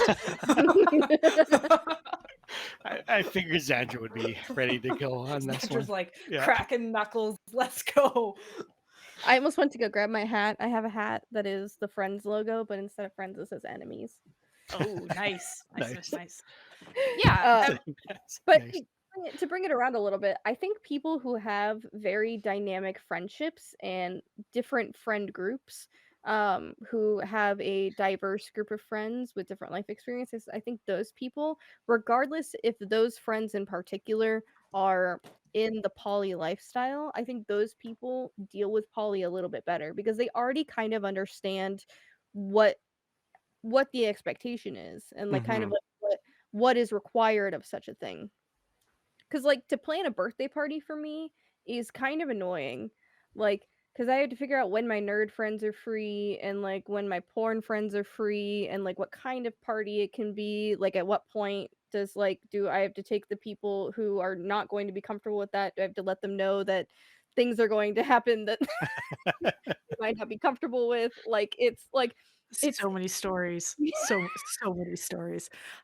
We can't do this on Twitch. no, It'll be another time, but like no, We'll but get still, banned. like, even like at the it's just cabin. yes. But like it's a pain in the ass to throw a birthday party for me because I have to figure out everybody's like social needs Mhm. and like and that's just for friends. That's like not including partners or relationships at all. That's Mhm. like, or intimate relationships at all. So, you know, I was kind of already primed in lots of ways for understanding and accepting poly Mm-hmm. because that was Mm. my experience. Right. Yeah. Well, and like when you think about it too, like all the elements of like compersion are still there with like different friend group. I think about again my like core four, I'll call them. They each one couldn't be more different, right? Um, and I like that about that, right? Is that this is this dynamic and this is that dynamic and this is this dynamic and that's that dynamic, right? And I have a good grasp on each one, and I can celebrate each person's life Mhm. differently, right? And that's kind of cool. It's kind of Yeah. refreshing. It feels good for my brain that there's difference, you know. I have a question for you, Des. Oh, Pippin. Um, have you ever run into a situation where you are involved or have interactions with someone who quantifies themselves as monogamous, but somehow enters into a poly setup? Yeah. Yeah. I've Tell us dated about that. uh this is a couple of years ago. Um there's been people that I've dated and people I know who have dated poly people who consider themselves monogamous, but enter into a polyamorous relationship because the connection with that polyamorous person was so strong and was like Mm. the chemistry was really good. And they're like, I've never really tried that thing, but and I have no experience with it, but I'm generally open to the idea, and you seem experienced in that. So I'm just gonna sort of go with it. And I've seen it go bad, and I've seen it go neutral to okay to good. Like, Mm-hmm. the hardest is when it's someone who doesn't understand the value and the point of compersion, who kind of has like a don't ask, don't tell attitude about it right off the bat. Mm-hmm. Like those are kind of the hardest to work out long term. But for people with more of like a chill, casual relationship style where it's like I see you when I see you and it's fun when I see you and we're having a good time and whatever you're doing with other people really doesn't matter. It's just not something that I ever considered an option for me. Then those Mm-hmm. tend to work out longer, but also with sort of the caveat that like maybe those relationships, like that personality type that enters that kind of polyamorous relationship from a monogamous viewpoint, that might not last as long either because the relationship is too casual at that point. Right. Mm-hmm. It's like it's casual for safety reasons. It's like, all right, we're gonna be in this poly thing, but you're gonna be poly, I'm still gonna be me. We're still gonna kind of do our things separately, and I'm gonna sort of emotionally distance myself from you because I'm afraid of this relationship dynamic. Like I Yeah. like you, but I don't like this. Excuse me, sir. I don't like this relationship dynamic. I think it's, and correct me if I'm wrong, Des, too. I think it's similar to like if you have two people and one person is like hard set on having children, becoming a parent, and one Yeah. person is not, right? And one or more of the people in that dynamic's like, well, I still like this person, so I'm going to go into it and maybe hope they change their mind, you know, or That say happens a lot too. if a person's religious or not, right, or if there's differing religions or something like that. Things like really core aspects of who a person is, it's not likely to change over time. Yeah, there are Um, lots of people who consider poly as like a sort of phase. It's like, oh, you're gonna just go sow your oats for a few years and then you're gonna want to settle down and be with one person forever. yeah, And for some people that's true, but for lots of people who purposefully, all right, you have to get down. I love you. You have to get down. Uh, but for people who purposefully enter in poly and like see poly as a thing for the rest of their lives, like that's hmm, not a thing that's realistic. Like people yeah, don't just like hopefully those people don't just like settle and yeah, are like, well, I really love this person. And, you have that sort of sunk cost fallacy where it's like, I've been with this person for 5 years. And now, 5 years into it, they want me to be monogamous because they want something more serious because they subscribe to the mm, relationship escalator. yeah. It's like, This is that is serious. Yeah, that's it's a hard place to be in. It's like, well, what did you consider a relationship before in the last 5 Yeah. years? Was it not serious up until that point? Mm. Yeah. Like, is is my value less because I'm with other people? I think Oh my it god, my might cat be is in just here. the Sorry. what's happening? My Just cat. I saw Pippin just like reach a paw up and like pat pat pat. He's like Attention. tapping my knee. He's like trying to get up in the chair. It's like, stop it.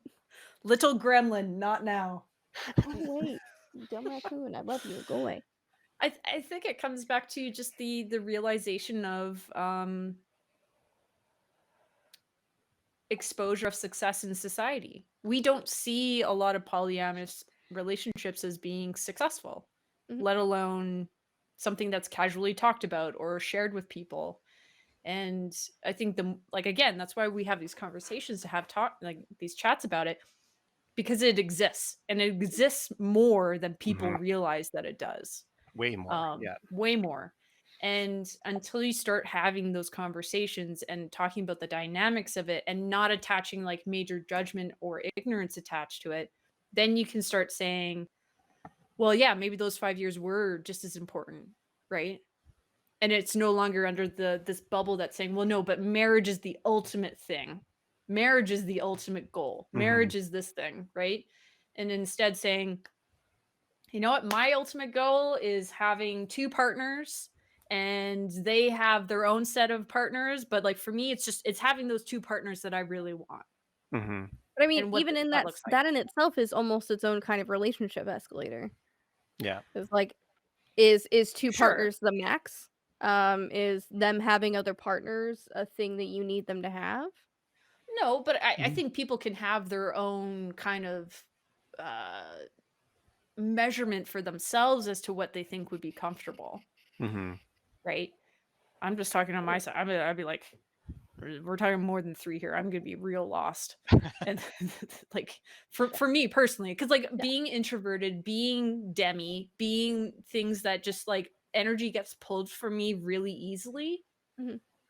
I still like the dynamic of having potential of multiple partners, but I can't see it being a very big network, right? Mhm. And that would be something that I'd have to communicate and being like, hey, this is how I see that this is kind of like a limit for me. Of course, not Mhm. a limit for you in any way, shape, or form. Um, but this is how my comfort bubble. Right. This is what I have available, Yeah. and that's where it's gonna go. Um, but I know for other people though, for sure, there should be no limit on it. There like they should seek out as many partners as they see fit Yeah. to Or even just like not putting an expectation on things like numbers. Putting Mm, Mhm. like I found what is most successful in poly is just putting prioritizing how the people in that relationship feel. mm, Yeah. And it's like, how do I Yeah. feel about this relationship? What do I need? Um, is there something that I need that this person can't give me? Is there something that I need more of? That something I need less of? Is there something that my partner needs that I can't give them? Like feeling comfortable and safe and good and like and having that be the goal instead of like a things that are ultimately arbitrary because one person can take up as much energy as five people. Yep. Depending on the very person. true. Very true. Ugh. Yeah. Yeah. I know some of those people. Oh It's yeah, okay. we You both know. do. Yeah, yeah, Well, and yeah. I think that links back to what we were saying just earlier about that it's there's new ground that has not been explored or probably has been explored prior to like widespread colonization, but like um as we are in our contemporary society, like there's lots to be explored in this, and there's lots of new ground. And I think again we've already talked about the fact that people change, right? So you might enter into dynamics and say, yeah, you know, two is good, And if they have other partners, that's good too. But you might be things might evolve, right? I know I said 2 to 3 is sort of what I envisioned for myself, right? But I don't know. I'm not Mhm. And also sure. like recognizing that there are varying levels in the types of relationships that you can have within Hmm. polyamory. Not every partner has to be sort of a one-to-one thing. Like not every partner is going to be the one who you want to take to a work event. Yeah. And not every partner is one you're going to see every week. You might have those flyby people where it's like, all right, we see each other maybe like once or twice a year. We have a great weekend in a hotel together, and then I don't see you for a long time. And that's Hmm. we can the term for that pretty frequently is satellite partners. It's like partners Yeah. that come Mm. in that you still like keep sort of a regular contact with, but like really it's only romantic or sexual whenever you're in person. And like and that's different They than come the into person that you orbit. live with. Yeah, Huh? yeah. What? What? I said when they come into orbit. Yeah. Wow. Gotcha. You're welcome You're on that you're one. yes. Yes. That is why they are called that, yes. I'm gonna drink my drink and just shut up. But yeah, but like letting people be people and meeting people where they're at, and if it works, it works. If it doesn't, it doesn't. And putting again, that's why I put so much into my friendships is because if I Mm. meet someone and it turns out to be romantic or sexual, then I don't want to put so much on that person, even if I'm not in another relationship. Like, because there are people who are solo poly that really struggle being single because the Hmm. only people like it ends up being like their only close friends are their partners. And if you're in a position where you're single or you only have one partner and you haven't distributed all of your energy or all of your needs onto other people, regardless of your romantic or sexual affiliation with them, then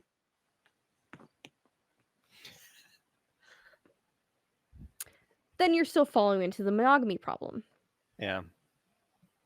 Regardless if you're open to more than one partner, it often doesn't like it's polyamory is still like kind of a new thing to be socially accepted, and everybody's poly is a little bit different. Yeah. And again, I come back to the fact that the monogamous dynamics are so hardwired for us right now. Like, Yeah. there's so much. If you are poly, like there's so much deprogramming that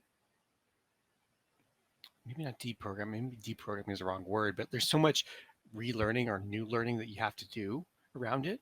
Mhm. Um, Even for myself, like just having to catch thought processes and fantasies and all that kind of stuff before they gain traction and things like that, because it's so easy to go down certain roads. It's so easy to imagine certain scenarios. Even um, if you're the most empathetic person in the world, it is really common and it's within like the way that we have been raised to fall into jealousy cycles, mhm. and like you have to learn how to cope with that on your own. Yeah, yeah, it's a conversation you need to have with yourself when those thoughts come up, right? um, yeah. I have another question for Des. Because I should say I don't know, Joe. Maybe you are, but we'll find out. How do you think polyamory is changing a dynamic in terms of with like dating apps and stuff like that Oh, versus like do you think dating apps have kind of created a more ingrained space for poly relationships to be successful, or do you think it's a hindrance for it more so?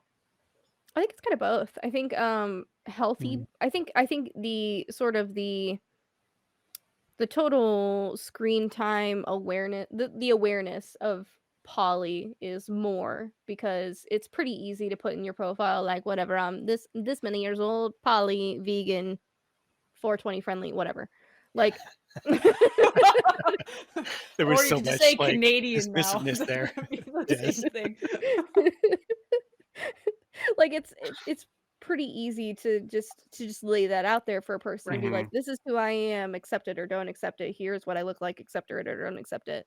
And I think that's like it puts it a little more into the awareness of people, but also at the same time there are people that consider the sort of speed dating Tinder life as a type of polyamory, which in some ways it can be, but it Mhm. I think it really, really lowers the bar for what people consider relationships and like what people I won't say lower the bar. That's not the way I want to phrase it.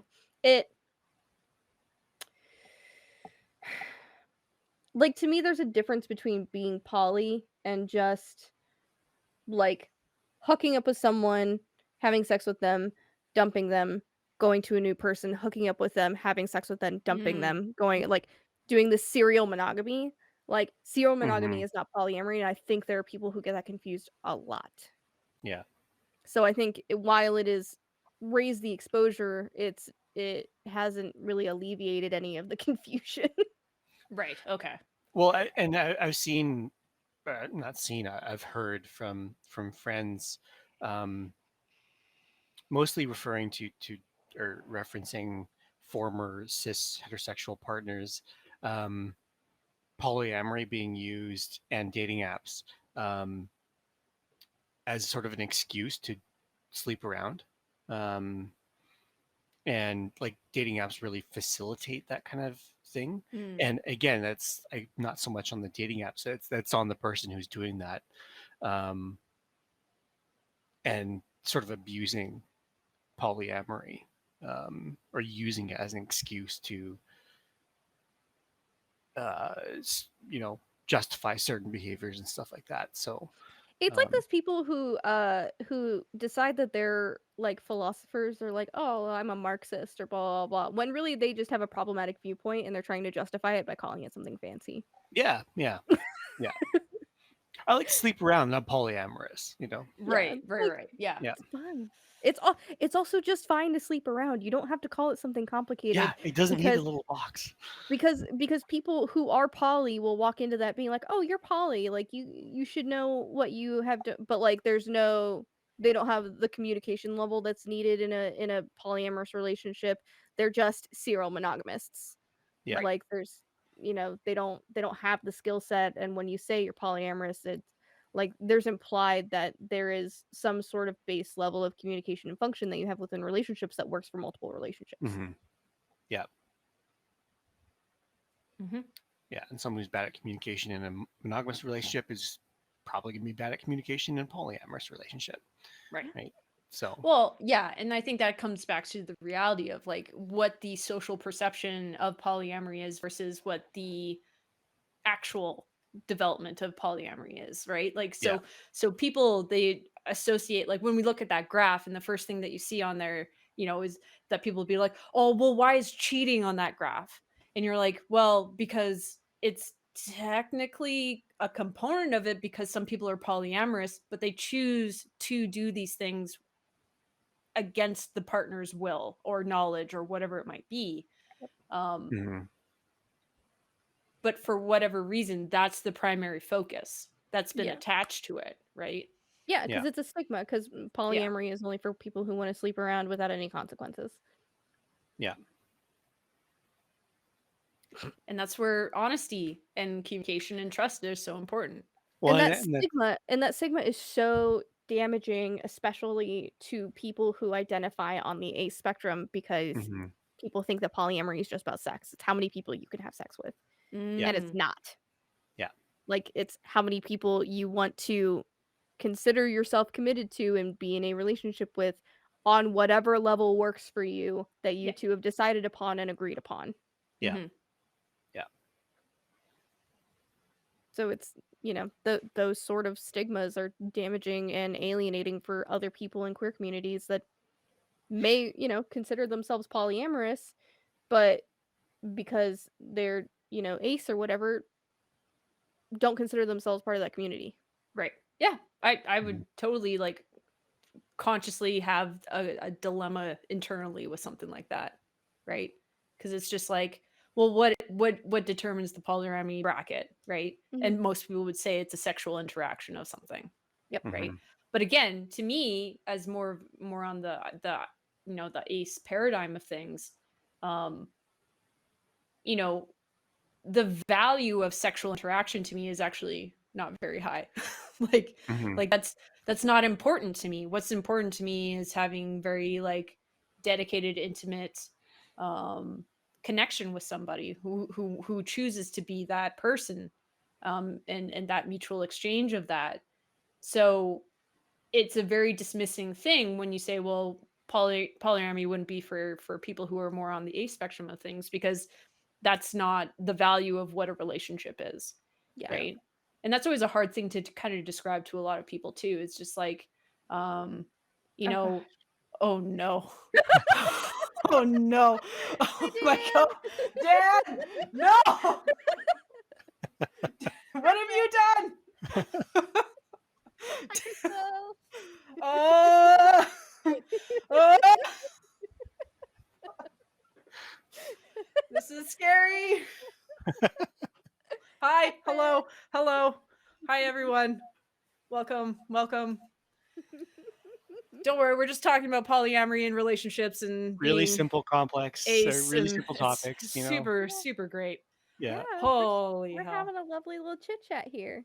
Yeah, This is Pippin. that's Pippin. This is Pippin Des, is and this is demanding Joe. attention at this point. Hoy.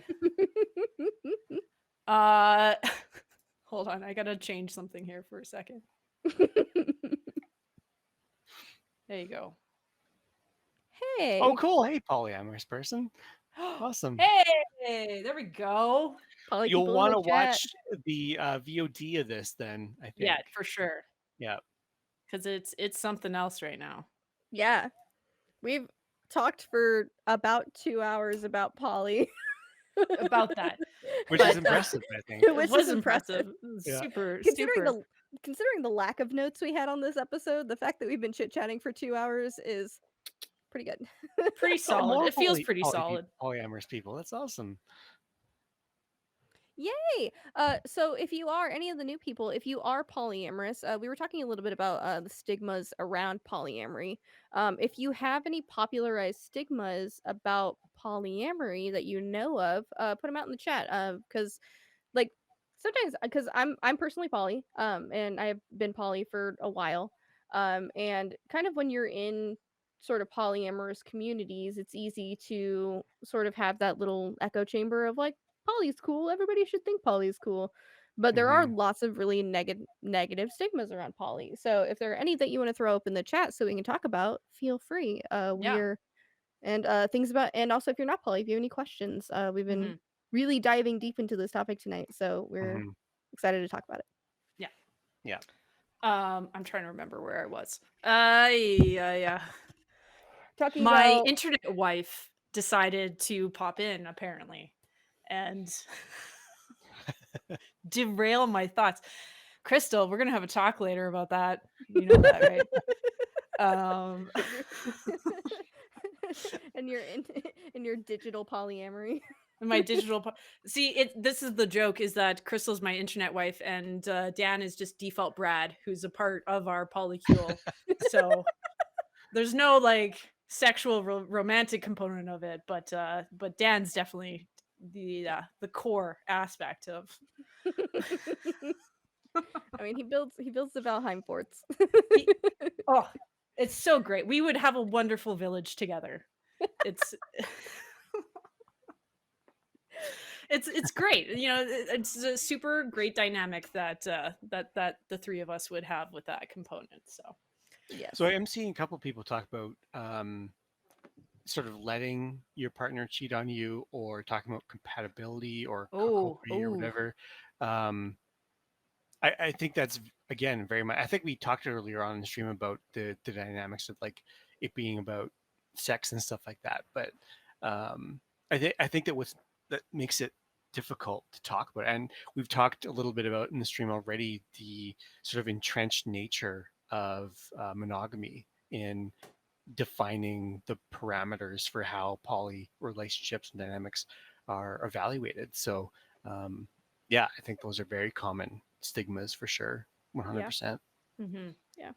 Because those the other relationships other than your primary relationship aren't considered as valid, so it's Hmm. considered cheating. Like, you know, Yeah. you got there first and you planted your flag. So, like, why do you need other people? That's Yeah. cheating. Yeah. And I think like hierarchical dynamics can work so long as people are like everybody involved is on board with how things are defined, right?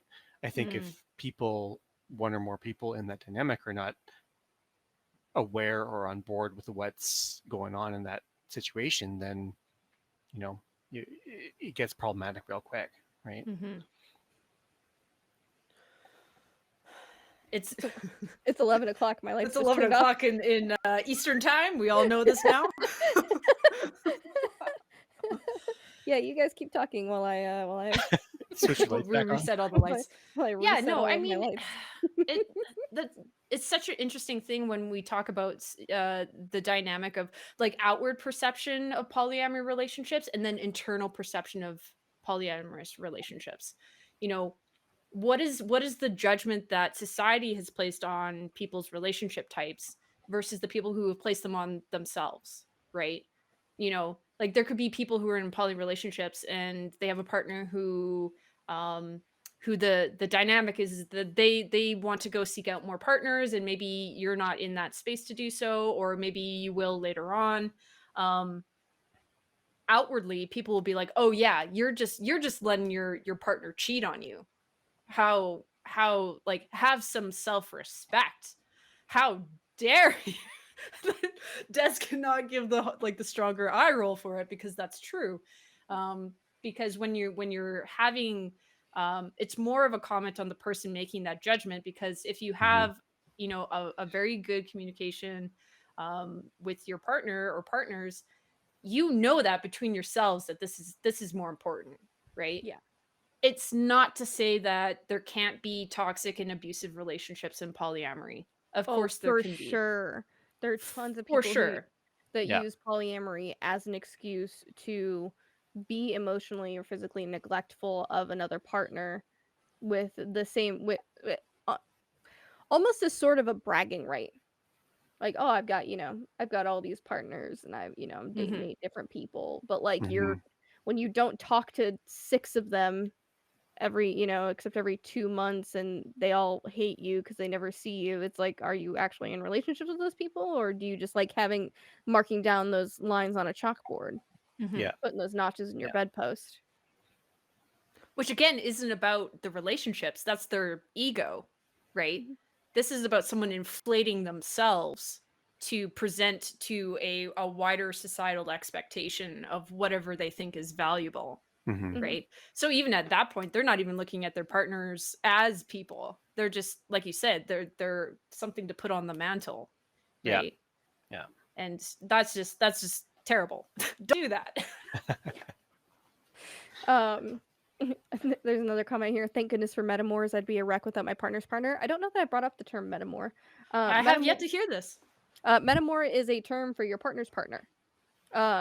So it's somebody that or meta is the shortened version of that. So if I'm dating someone and they're dating someone else, that someone else is my meta.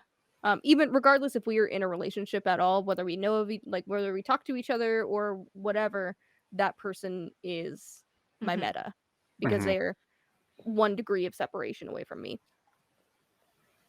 But yeah, I thank goodness for good metamors. Like it's nice to like the polycule situation is like if there is a relationship escalator for polyamorous people, it's usually the polycule situation where one person is or multiple people are dating multiple people and they all know of each other and they're all friends to some Hmm. extent or acquaintances or can handle interactions with each other independent of the partner that they share. And Yeah. that's sort of the ideal. Not everybody is like, that's it's a very hard thing to have a functioning polycule. Not even just in like the emotional labor or the like the physical time, but also in just like the logistics. Like I know polycules that have a shared Google Calendar just to try to keep up with what everybody is doing at any moment and who's going to be over at the house or who's going to watch the kids or who's coming over for dinner or who's out of town that week, like logistically, Mhm. it's a difficult thing. Yeah. Yeah, yeah. But Ugh. it's super valuable because like in the situations like there was a for my partner a few years ago, there was a medical emergency. Hmm. And my metamor, her husband, who lived in a different state, wasn't able to come for this medical emergency. Mm. And by that time, we had been dating for a while, but not like a super long time. And we had sort of gone back and forth, but we weren't super friendly. But because of the way that we trusted that partner that we shared and the way that we knew, like I knew that he loved her and he knew that I loved her. And that was the basis of our relationship, was that we both loved the same person. And Hmm. because of that, he was able to call me and be like, "Okay, I trust you to handle this. Like I am freaking out because that is my wife, but but I'm not going to freak out so much that I'm going to get on a plane right this minute because I trust you and her best friend to make sure that she is okay." Yeah. Right. And that's exactly what happened. And in that moment, like he leaned on me, and in other moments I lean on him for certain things. Mhm. Hmm. Because we had someone who was very important to us that we shared. So having good memoirs is the ideal, and it's so valuable in poly. Well, and I think that's a thing that people don't see from the outside when you think about the stereotypes that exist for polyamory. Is just like you say, Des. It's two people having the same or a similar connection to one individual, right? So there's no one person is having sort of a hierarchical rule over another. It's like, great, there's two people that care about this one person, or I can trust that there's another person. Like there's such value in that, and it's not going to work for everybody, but Yeah. that's sort of the point, right? Is that I not mean, everybody's polyamorous, right? So like if you are, then you can wrap your head around the fact that like, hey, my partner has somebody who cares about them. So if something's going wrong and I can't get to them, they're still gonna be taken care of and I can relax about that. You yeah. know, not that I'm gonna be totally chill about it because it, Yeah, because like this you is say, because it's still this person I'm care about, but like it's not all on me to be there. And right. if I can't be there, I know that there's going to be somebody else to be there for that person that I care deeply about, right? I think that's an intrinsic value of a polyamorous dynamic. Yeah, like that's one of the biggest benefits, is that you build, like you build your own tiny community. Like Hmm. if you're the type of person who does poly in that way, there's an opportunity to build little communities and like, little trusted circles of people that you share the most intimate details of your life with, and Hmm. you share finances, and you share your life with, and you have the ability to like engage in different levels of relationship with those people in whatever way that is comfortable for you, and you don't feel stifled by, this is the only type of relationship that I can have, this is the only person I can come to with this type of issue, and if Hmm. they're overwhelmed, then I have nobody else to go to Yeah. that Yeah. understands me at this level. Mhm. Yeah. And that's kind of the ideal. I had another thought and then I lost it. Oh, no. Anyway, we'll come back to it. I'm sure it'll yeah, we've talked about compersion a little bit. Um the ability to be happy for somebody else's happiness and to trust them in that happiness, and to not Hmm. feel like somebody else making your partner happy takes something away from your relationship. Yeah. That's kind of the one of the core tenets of poly, because even if you're not somebody who is like, I want to know my metamors, like even you still have to trust in the fact that your partner is making a decision to be with that person at whatever level that relationship is, and to be happy that they are being fulfilled in that relationship, Yeah. Right. whatever that is. Okay, here's a question then. Um, there's gotta be poly relationships where certain partners don't get to know the metamors. Is that healthy or is that unhealthy? I think it depends, because Yeah. I mean, I've Hmm. personally done both. Like Okay. uh when's the last time that happened? pretty early in my current partner and I's relationship, we were like sort of still getting things kind of figured out. And it's sort of one of those things where it's like being a child of divorce, I relate it to like if your parent starts dating someone, then you really don't want to meet them until the relationship is good because then you start kind of developing a relationship with that person too Right. on your own level.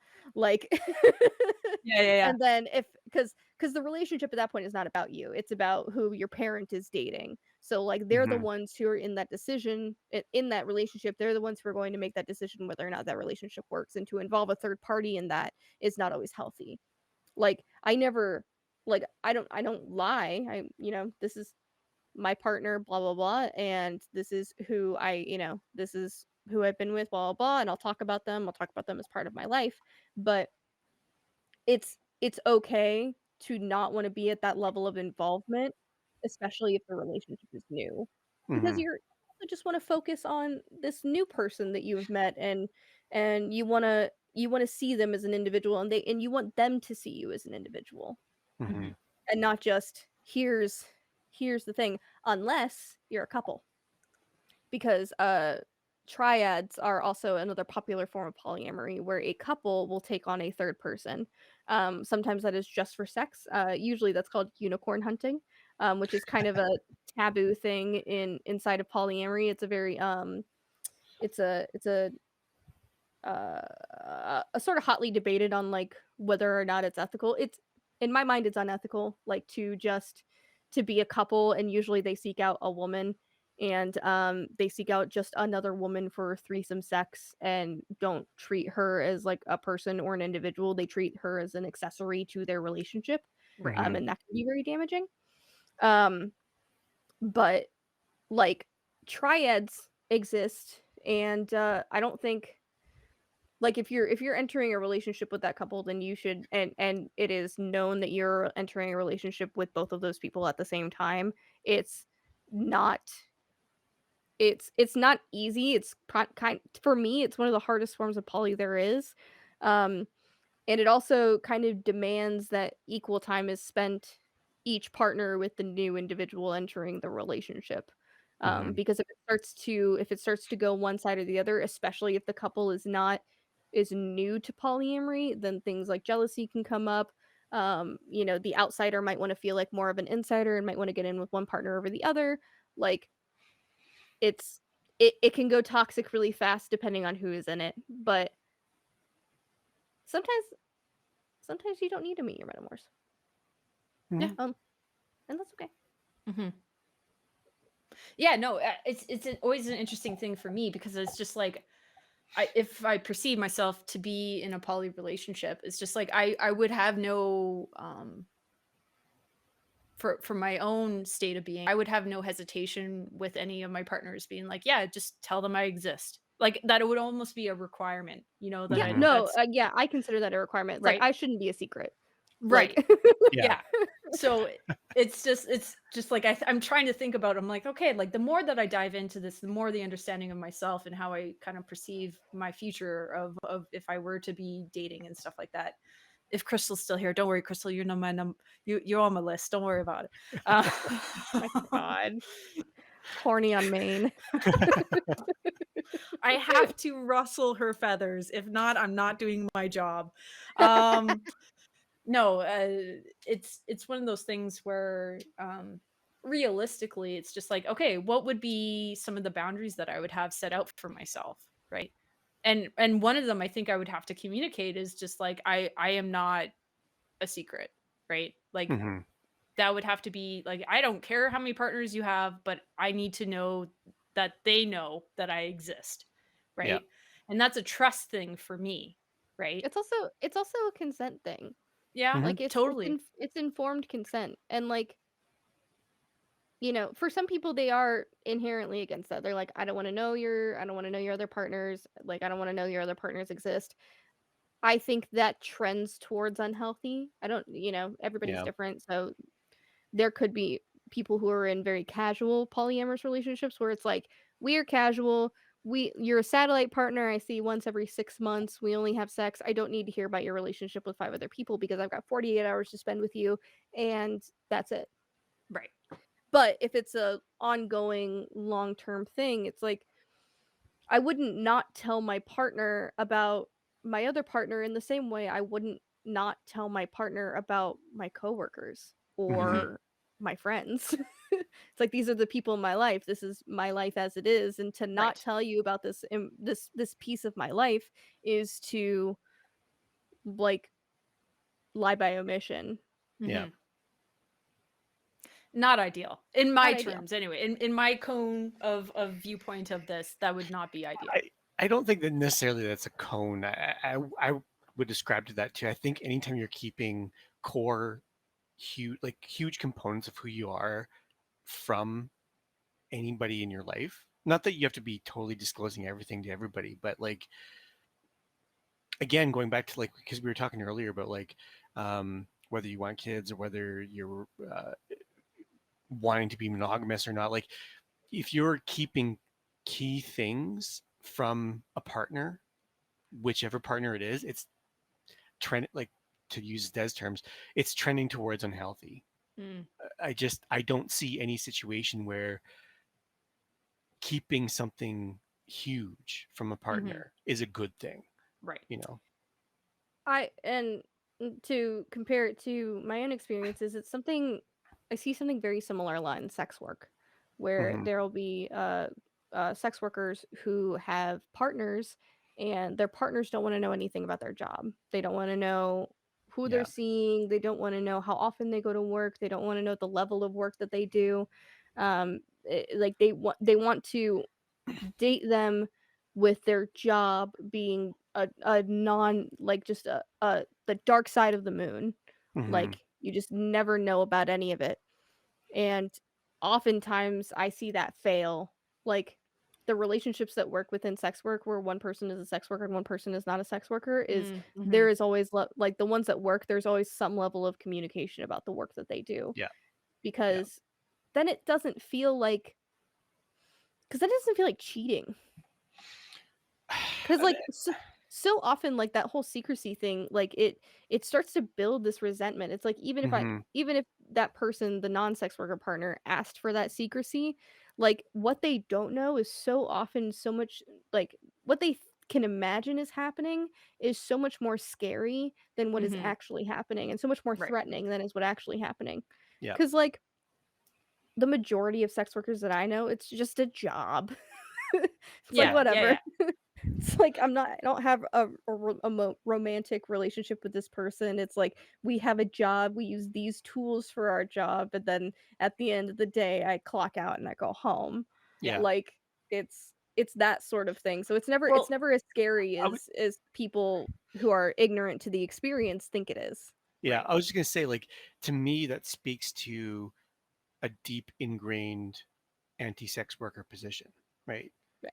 Because you don't like if your partner is an accountant, you would never say to your partner, I don't want to hear anything about accounting. I don't want you to tell me about anything about your work. I don't want to hear about your coworkers. Don't tell me anything about accounting, right?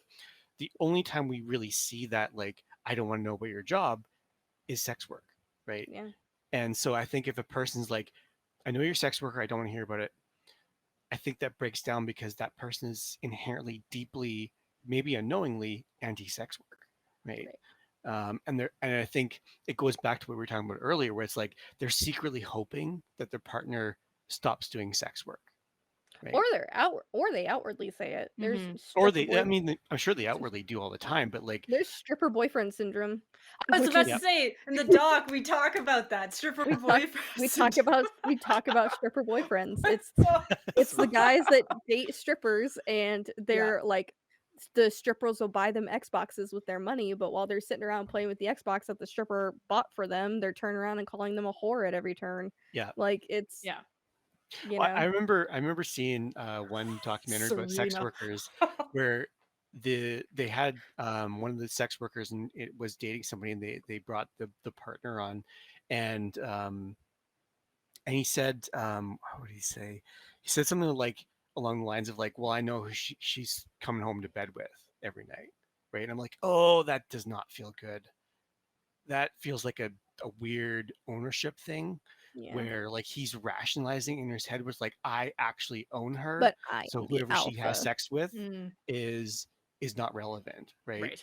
So it's like the documentary was weirdly painting him as this like he's okay with her being a sex worker, but I was like, Yeah. is he I think though? there's two sides of that though. It's like it's sort of like I think there's a better way to say it. I think it's much better to be like, I know that there is a difference between the things she engages in work Yeah, and the type of relationship that we have. And, I know what the difference is and I know what she feels about those two different types of relationships, and I feel yeah, secure in the type of relationship that we have. Like yeah, that to me would be a better way of phrasing that. But then there's yeah, like the alpha thing of like she's mine at the end of the day. Like I get to fuck the porn star and I yeah, get to fuck her without having to do it in front of a camera.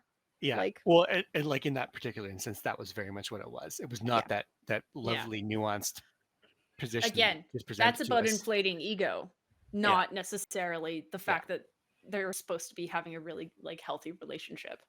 yeah, So yeah, eh. yeah. I just, I just, Not just American men, oh, Neona, Oh yeah. Neona, um, Nyan, nyan. what was it? Not Nenona. just Yeah, Yeah, but a lot of American men American view men. women as property still. Not yeah. just American men. Not just American men. Oh Nope. no, no, no. I Lots Canadian of mean, men. men, oh, lots of men.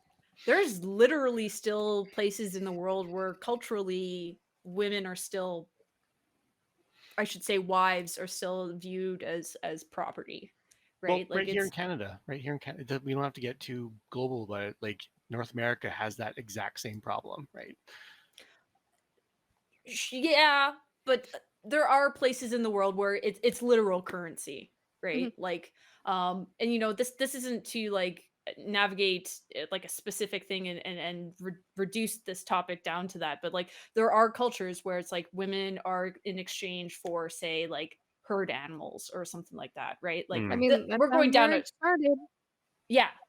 I We're not going to go down that tangent right now, but That's like yeah, it. it's just there's a very long variable degree of that stuff that still exists. So I just don't want to get down the road of like K- othering non-Western countries and like creating a no. hierarchy around this because I think there's very much a white presence in this conversation around this where it's like, well, we don't do it, we're not as bad as those countries over there, I'm not you know. saying not as bad, but I'm saying it is definitely an existence that it is encompassing in the globe that we exist on, Yeah, right? yeah, And there are parts of the world that they do it very differently than how we do it, Oh, right? for sure. I mean, yeah, And but there even in America though, there's less of a there's less of a very laid out, clear cut rule about the thing. But I mean, trophy wives are a thing. mhm, mm-hmm, Like it's sort of the same stuff, but it's just without the obviousness of it, the clear rules, the yeah, sure, set expectations, and the totally. contracts and the whatever. It's just it's a little it's a little more subversive in Mhm. order to be accepted. Well, yeah, I mean, there's that shit, I can't remember their names, but there's a society, a community in China somewhere where the women are considered the matriarchal uh figureheads of the community Mhm, and they don't take husbands. They just have relationships with those who they choose, mhm, right? And that's a very counter perspective from how a lot of Western culture does things as well, yeah. right? So it's not to say like one is better than the other or what is the dynamic of it is. It's just like humanity has a very wide range of ways that things are done, mm-hmm, right? But there does need to be conversation about okay, we do need to be able to say like can we have critiques of stuff even though we're not part of that culture? Sure. Yeah. But is it fair to say that we say we're superior to that? No. mm-hmm, Mm-mm. yeah, Which is bad. Um, swinging back over Oh, I to think yeah, polyamory. I think that's right. The Hopi tribe. That's nice. Yes, Yeah. I think I watched a doc about them. matrilineal. Um, yeah, it's much more complicated than people put it out to be. Hmm. mm-hmm, Having relationships with different people, but it's also in lots of ways if you like if you train yourself and seek to learn about communication and about understanding others and about project management. Um, Please fill out your form. I will be taking it in the mailbox tomorrow. For those that joined us late, that's an earlier joke from earlier in the discussion. Please go back to the beauty. It's Yeah. a well developed joke. I only accept Arial in font 12. And oh, damn it! I have yeah, to retype my whole thing it was all in Comic Sans. I have to retype my whole thing now. you got to go back again and try different. Or Tacoma. I also accept Tacoma font. Fine. Carrie, you need to put out a parameters thing for your application forms. I swear, if I ever got onto online dating, it would be a fucking nightmare. Hilarious. I would just... Please let me make you an OkCupid profile. Please. Please. I would die. Maybe if I ever hit like a goal for like YouTube or streaming or something like that, that'll be a gift to the world. Yeah, Des makes my first online dating profile. and a bibliography in APA format. Yeah, exactly. That's a tried and true YouTube format, is making my friends' Tinder profiles. Yeah, I think so. Good luck with mine though. It's baby, I'm a writer.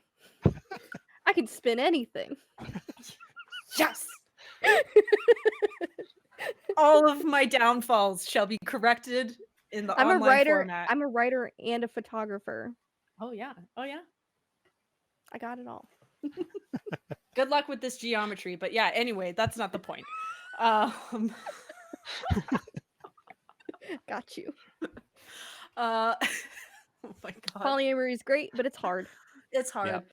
I mean, but if you anyway, to finish the thing, if you like actually learn to communicate with people, and you in your day-to-day really value that open and honest communication, and like really delve into imagining people complexly instead of adhering to societal norms, gender norms, and social stereotypes, like if you're already that type of person, then polyamory is so much easier for you.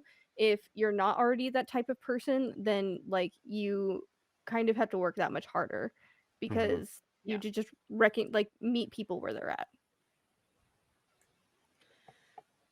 Yeah, I mean, to sum it up, yeah, that would totally be it. I mean, I think, okay, let's have a little discussion on this. I don't know, Des, how long do you think you could still be kicking around for, or do you need to sign off because it's late there?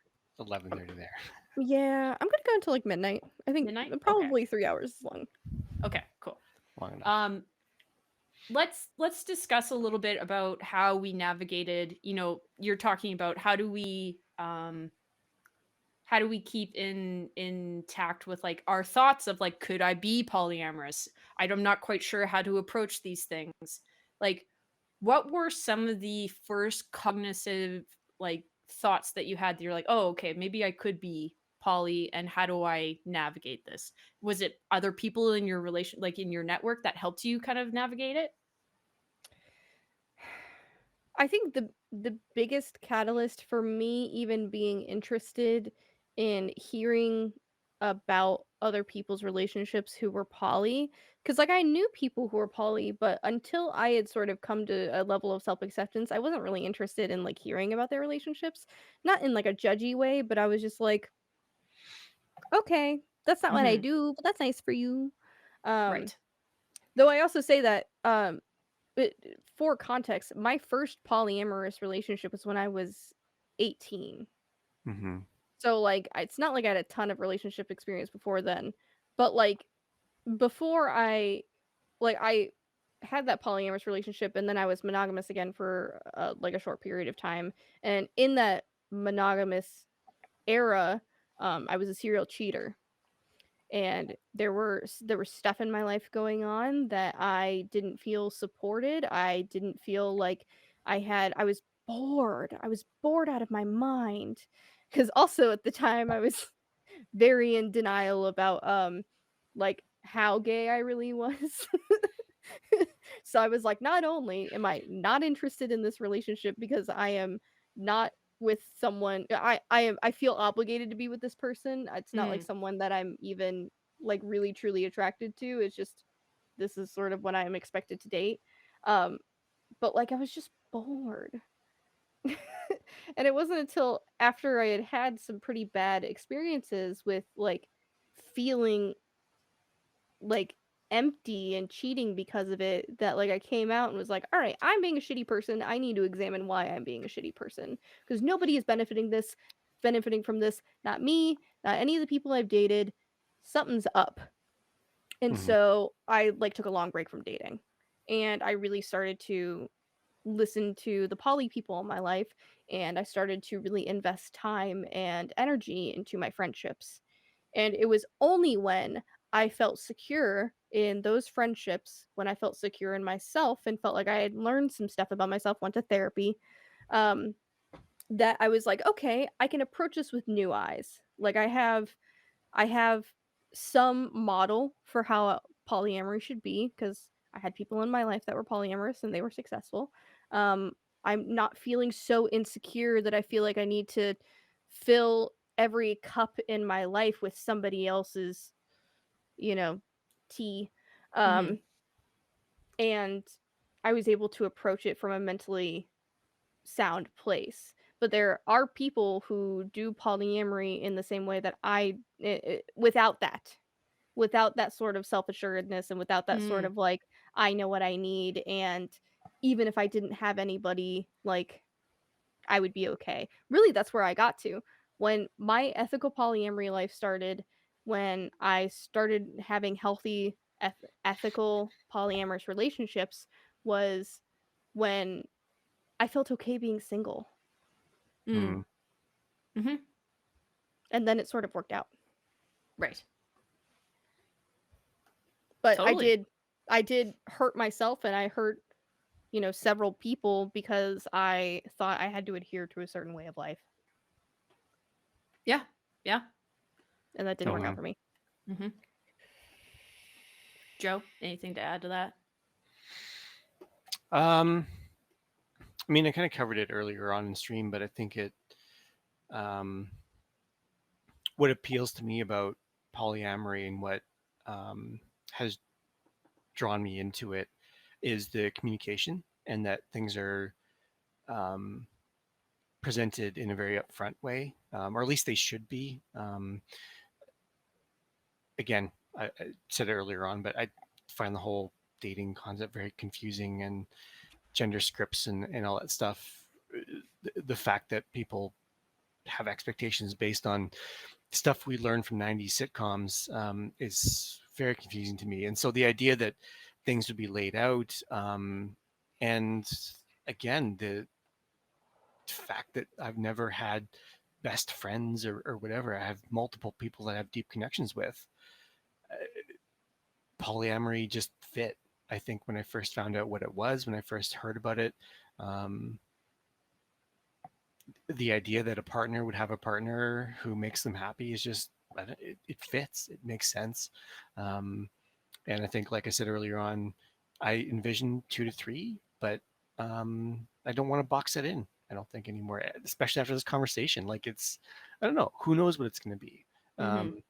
I know it's more than one, but that's I think the only caveat that I'm going to put on it. That's the only Mm-hmm. sort of criteria I'm going to put on it because I think to Des, what you said earlier too about being independent, I frankly love the idea of being alone with people and being alone knowing that there's this connection that exists. Like I was talking about earlier with my 4 core friendships, the core 4, um, I love that I can reach out to them when I need to, and that I don't feel pressured to put coins in the meter for these Yeah. friendships, right? And I think from when I think about polyamory, the idea of introducing dynamics that have a romantic component but maintain that sort of like this is what this dynamic is and this is how it's gonna work, but that's talked out, and that we define boundaries and borders and all that kind of stuff and define criteria that there's nothing that's not appealing about it. And again, it's not saying that's not going to be a lot of work, that there's not going to be a lot of conversations. But again, I want those conversations because I think there's other aspects of who I am and who I am as a person that I don't do well with the assumed expectations of a gender role.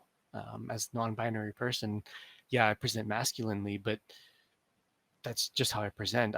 There's no connection. I don't know what I'm supposed to be doing. I have no idea, right? And so having things laid out and discussed and communicated sounds like fucking bliss to me. So that's I'll leave that there. That thought Cool. there. Yeah, I think there's something really comforting in being able to trust how you feel around people. Mm-hmm. And there's so many aspects of our society that tell us how to filter that. You know, like that's something that, you know, I find a lot of difficulty navigating some days when I'm just like, for me, especially whenever there is a development in terms of like, oh, do I like this person? Holy shit. You know, like that's only happened to me a handful of times in my life. And so when it gets to the point, I'm like now fighting this filter of, do I trust my gut feeling in terms of like recognizing that emotion Mm-hmm. and quantifying that as, not only should that not take just this one socket that society tells me, it's like you're only allowed one of those, right? You can only have that vibration of existing in that warm feeling in your body where you're just like, oh, I kind of like this person. The And one. you're only allowed that, like it's in the RPG, you have one slot for partner, Your right? one relationship option. You cannot date everybody in Stardew Valley. Right, Yeah. exactly. So it's when you sit there and you go, hey, guess what, that feeling and that energy that you can kind of cultivate in your mind and inside your heart, um when that mutual kind of, and then I mean, to me it's just like, it's a fucking miracle anyone has mutual feelings. Like, to me, I'm just like, holy fucking shit. This is You're quite right on something, that. Yeah. right? So but yeah, as being more on the ace side of things, for me it seems I'm trying to not make it so much more dramatic than it actually needs to be, so I can start saying, okay, it's not this one slot. I think I'm pretty much in line with the polyamorous design of what relationships can look like. And instead of that being like, okay, well, that's it. That's all there is. Then you go, okay, I have to reassess this now. Mm-hmm. Yeah. Right? You can have multiple people in your romantic party. Correct.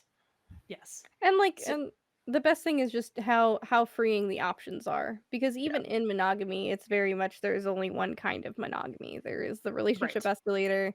There's, you date for this many weeks and then you have sex and then you date for this many months or years and then you get engaged and then you date for this and then you're engaged for this amount of time, then you get married and then you have kids and then you retire and then you die.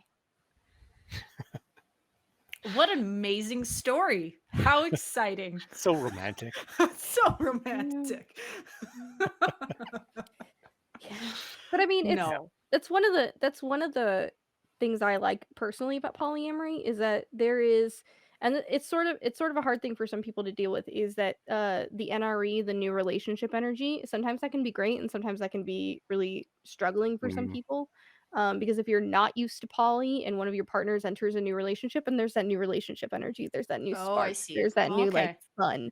Um, then that can feel threatening to some people because in an Yeah. established relationship, things usually chill out and like are like basically fine, but like it's not like every time you see them it's like it's not that anymore, which is Mm-hmm. fine and safe and good. And honestly, that's what I look for in relationships, is that like safe feeling of like, cool, I can just leave my door unlocked and I know you're going to walk in at any point and that's fine.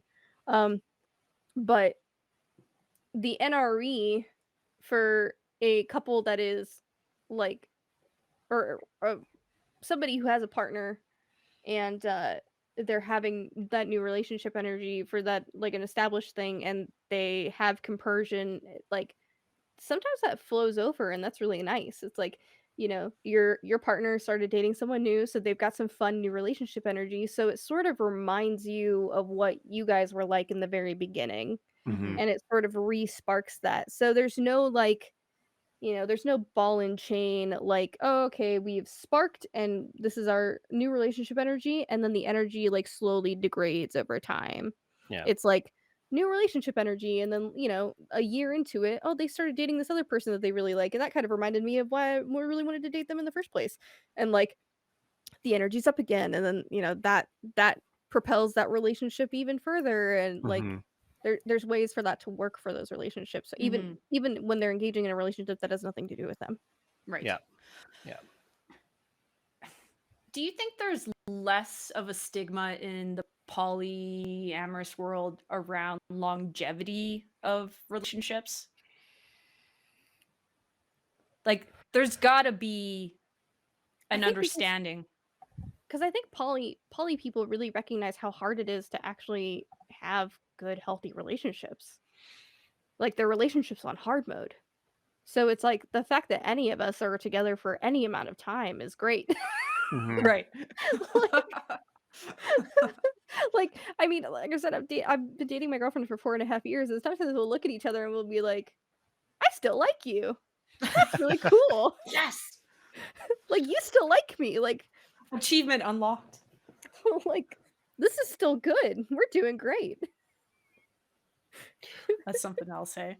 Totally Well, something else. I just to like add 2 cents, I think it's connected back to what we were talking about earlier about like cherish those friendships where you can keep coming back to and not feel like. Yeah. So I think like if you have a poly dynamic that lasts, then I think there's similar things in having a long-term friendship where it's like, again, not just any two people have a romantic Mm. connection. The fact that any two humans can stand each other is remarkable, right? Mhm. So I, I think romantic dynamics are a bit more complicated. I think there's more to navigate with them, but I don't know. I don't think that it's too different from having long-term friendships too, in that Mhm. like it is something to be said that like the fact that you still like this other human after 5 years of whatever that's happened in the 5 years or Yeah. 6 or 7 or whatever, you know? Life. Life happens to people, and it's hard. Yeah. Yeah. Mhm. Think of how many people, if you pick any time frame, how many people you've known and are no longer in communication with. The ratio of people that you're no longer in communication with and the people you still are is huge for Oh, any yeah. time frame that you have, right? Totally. And that's not bad. It's not to say that people you don't have communication with anymore um, are didn't contribute something to your life. Everybody that you meet brings something into your life, a lesson, a connection, a learning, whatever. Um, but those that endure are those that I think we need to celebrate and take stock Mhm. of, you I know? Yeah. agree. So Totally. Like, I mean, what year is it? It's 2022. Somehow. Kara, when did you and I meet? January 2017. I'll never forget it. it's So burned into your brain. we've known each other 5 years, Which is bonkers. which I is just bonkers. yeah. But But like, yeah.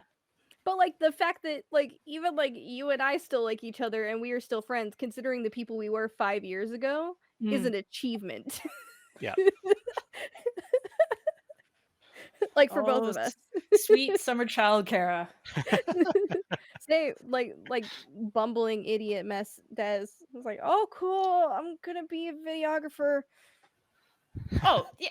But that was such a side note. That was such a cool evolution to see though, Des. Right? Like it was pretty it's so impressive to see from where you are like today to where you started. Like it's pretty cool. So just know Thanks. that. Yeah. But Thanks. yeah, I just everyone in chat understands, Des and I met in the circumstances of starting a documentary about dominatrixes. Des is out in Ohio, and so it was quite a trek and an adventure to. Yeah. It was long, 4 years. Yeah. So Long 4 years. yeah, But but yeah, like people change and relationships grow, and it's Mhm. like, and even like the people who I've been friends with for many, many years, people who would help me through stuff, like there are people who I don't talk to anymore because the person who I was 5 years ago is very different than the person I am now. totally, Like yeah, is very different. Then we just had less and less in common over time, and we stopped talking. Yep. yeah. Like, but also I think that's okay. It is Oh okay. yeah. It's I'm 100% okay. I say it all the time. I'm a fan of things ending. Yep. Well, and Yep. I think that'd be something to learn from, right? Is understanding that the finishing or the closing of the book of something isn't necessarily bad, Mhm. right? No. No. Yeah. No.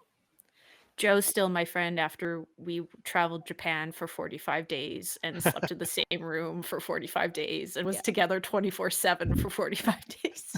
I mean, that's friendship. That's real That's friendship. friendship. Still to this day, shocks me. But Yep. Well, we met in 2004, 2009. 2009 we met. 2009. Yeah. Yeah. And not only that, then we lived together for 4 years. Yep. So, Yep. So we traveled together and we lived together and we're still yeah. friends. And we're still This is friends. this is sort of a relationship hack too. If I am like considering someone like to be in a relationship with, I very often ask them about their friends and how many friends they've had for how many years. Because Mhm. if nobody likes you and people have only really liked you for the last, I don't know, 6 months, and all of your friends are from the most recent 6 months, it's not exactly a great sign. Yeah. It's Just very something to be in the water. strongly considered for sure. Yeah. Yeah. It's like you're in the kiddie pool and then suddenly some hot water comes your way and you're like, nope, gotta get out Yeah. of here. Yeah. Or like really people can only deal with you for about 6 months before they get sick of you. Yeah. Like, Right. that Yeah. sort of thing. This sounds like you need to write that down as another topic to talk about is how do we people read? How do we interpret people when we meet them and stuff like that? I would love to talk about that. I don't. I get it wrong all the time. But I get it right, but also because I also have I need another application form. It's going to be A24. It's only allowed in Comic Sans. It's a lot. So but yeah, I think I'll write that down in our Prime note. prime Yeah. document. Yeah. I'm very curious about that. Speaking of, for Mm. everybody that's still here hanging out with us, which is still quite a few of you, we're kind of gonna start wrapping up here. But we do this little showcast every other week on Mondays, and we take all kinds of topics from like social topics to like relationships to like basically anything short of like hardcore politics. We'll kind of talk about anything. Mhm. So if anybody has any suggestions for Mhm. future topics, that would be great if you want to drop those in chat. This is Right. only our 3rd episode, funnily Number enough. 3. Yep. Which is yeah, I can't believe that. I just want to acknowledge Penny Lane. You're speaking my language as a neurodivergent reading people, and that's sort of what I was alluding to with my comment. I don't read people because I don't get people. Human interaction is strange to me as a neurodivergent person, so I feel seen. Thank you, Yeah. Penny Lane. Well, I mean, we had originally talked about doing 2 topics tonight, and one of them was going to be empathy, and part of that discussion was going to be using empathy to like learn more about people and to read people. So we can Mhm. always transfer that into another chat since we ended up talking so long about ethical Totally. polyamory. But I mean, there's Yeah. a lot to talk about, and we really only scraped the surface. Mhm. Yeah. I just threw our so Joe and I run a channel called 2NPC, and this Lesser Than 3NPC is kind of like a branch off A of spinoff. that, a spin-off. Spin-off. Yeah. Spin-off. We love a spinoff. So you can join our Discord in there, and we have a continuation of these topics and conversations, and our community in there is pretty fucking cool, but also super chill. Yeah. So Lots of nerdy folks with lots of nerdy folks. interests and stuff like that, and we sort of nerd out over each other's nerding things. Nerdingness. Yeah. Yeah. Des and Joe, if you want to throw each of your channels. Oh, Des already did it. I'm Joe, already on it, baby. you're already on it. I don't even need to. I am not as on it as Yeah, Des, so but but yeah, so this show does the rotation, so we'll end up being back I think we're on on Des's next. Des's channel Yes. next, for 2 weeks from now. But I don't want to. We have 10 minutes left. I'm not saying that we have to fill those 10 minutes, but if anyone had a lingering question or comment or something about that, in relation to what we talked about tonight, or even kind of branched off from it, please feel like you can just throw something in chat right now. And if not, if you're more like a after the fact thinker, we do have a LessThan3NPC channel in our Discord, and we like to receive feedback there, of course, on the different shows. But it's also a place where people are like, maybe 3 weeks later, like, I got a thought, and you want to put a question in there, or you want to just talk about something we have talked about. That very much is the place for that too. So because I think the mandate that we're kind of sitting here with is that the three of us are just here having a conversation. We're not here to set down like hard rules for people to live their lives by. Wait, what? So I know, shocking. I'm sorry, I'm not running a seminar. I know. It's just so weird to have like people have conversations. Wisdom that people would live their lives by. I know, right? So please understand, like, we're just having a conversation, and you take what you will from all of this. So Sandra, have you been taking your notes? There is a pop quiz after this. I hope you've been taking your notes. Xandra's helping me with all my paperwork, probably a little bit later. Developing all my forms, putting them in folders. It'll be great. It'll be great. It'll be great. We are definitely not at a Jordan Peterson lecture. Someone has said Voldemort's name. No. Xandra is also already making our graphics. So. Oh yes, excellent, fantastic. Sandra, can I get a Pippin graphic, please and thank you? Ooh, Pips. He is sort of the fourth NPC. Yeah, that's fair. That's fair. Hey, we can't see Moose. Yeah, we can't see Moose somewhere. No, he's in right the darkness. If you can, no, but we can't see it because your background's all black. So yeah. No, I know. I'm pointing to him right now. That's where he is. Void Doggo. Void Doggo. Yeah. Sleepy Void Doggo. Is there anything? Better have a graph too. Serena really wants a graph for this. We're gonna work on. We'll see if we can find a graph for empathy. We'll see if we can find a graph for empathy. Or it'll just be a graph. It'll just be a graph, and it'll have two columns, and it'll say people who wanted a graph, and it'll say Xandra. Right. And Serena. Serena wanted a graph. Just be like, do you experience empathy? Do you not experience empathy? And then we'll like figure it out. Fight. Go from there. But Hunger Games. Any other lingering things that we have talked about tonight that any of you want to expunge? No. I also dropped my Twitter in there. Twitter is 18 plus though, as a warning. Yes. I do work in the porn. The porns. The porns world. The porns. Yes. Joe and I are also on social medias if this is anything that you find interested in. But thank you. I know most of you were just like flowing over from the Dan Crystal chat world. I have no idea what you were all doing.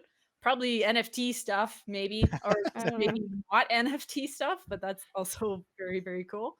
Yeah, thanks for hanging out. I hope to see you around again at some point, because this is what we're about anyway. We just like having these conversations. So next one, next tentative date for our next stream is 14th. Valentine's Day.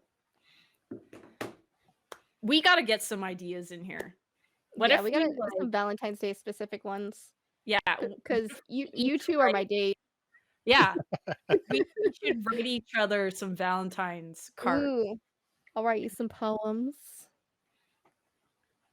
I'm all up. I'm writing poetry with Hap right now in the community chat channel there. I am all about it. You say this until I come out with some like really nice written poems. What? Yeah, Yeah. you can write nice poems. Nice to keep that right. Nice. No, I mean, no, like really, I will show up with them. That's what I'm saying. Oh, I see. Yeah. I will actually show up with nicely written Write poems. more poetry. Share more poetry. That's Guys, I know we spent 3 hours talking about polyamory, but really what I want is you all to write more poetry right. or read more poetry. This was Kara's plan all along. New mandate. It's like how I like to make most of my videos on YouTube. It's about one thing, and then the last 10 seconds is just about cats. So yeah. The real Covert point of the video. Small rodents. This is a covert write more poetry video. So the long-winded way. Oh wow. Okay. Alrighty. I'm in charge tonight, so I'm gonna sign off with how I sign off. And by that I say stay cool and stay strong out there, because you're already cool and you're already strong. So just keep at it, okay? Thank you to everyone. Who am I on YouTube?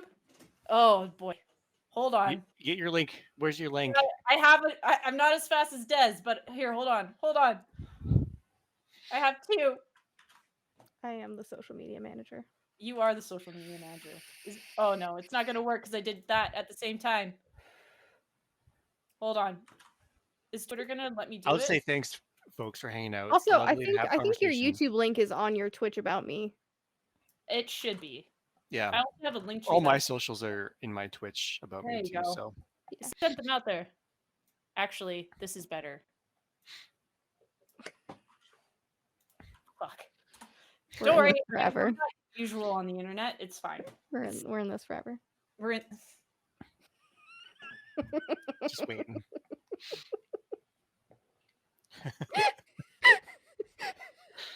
Solid burn to end the conversation.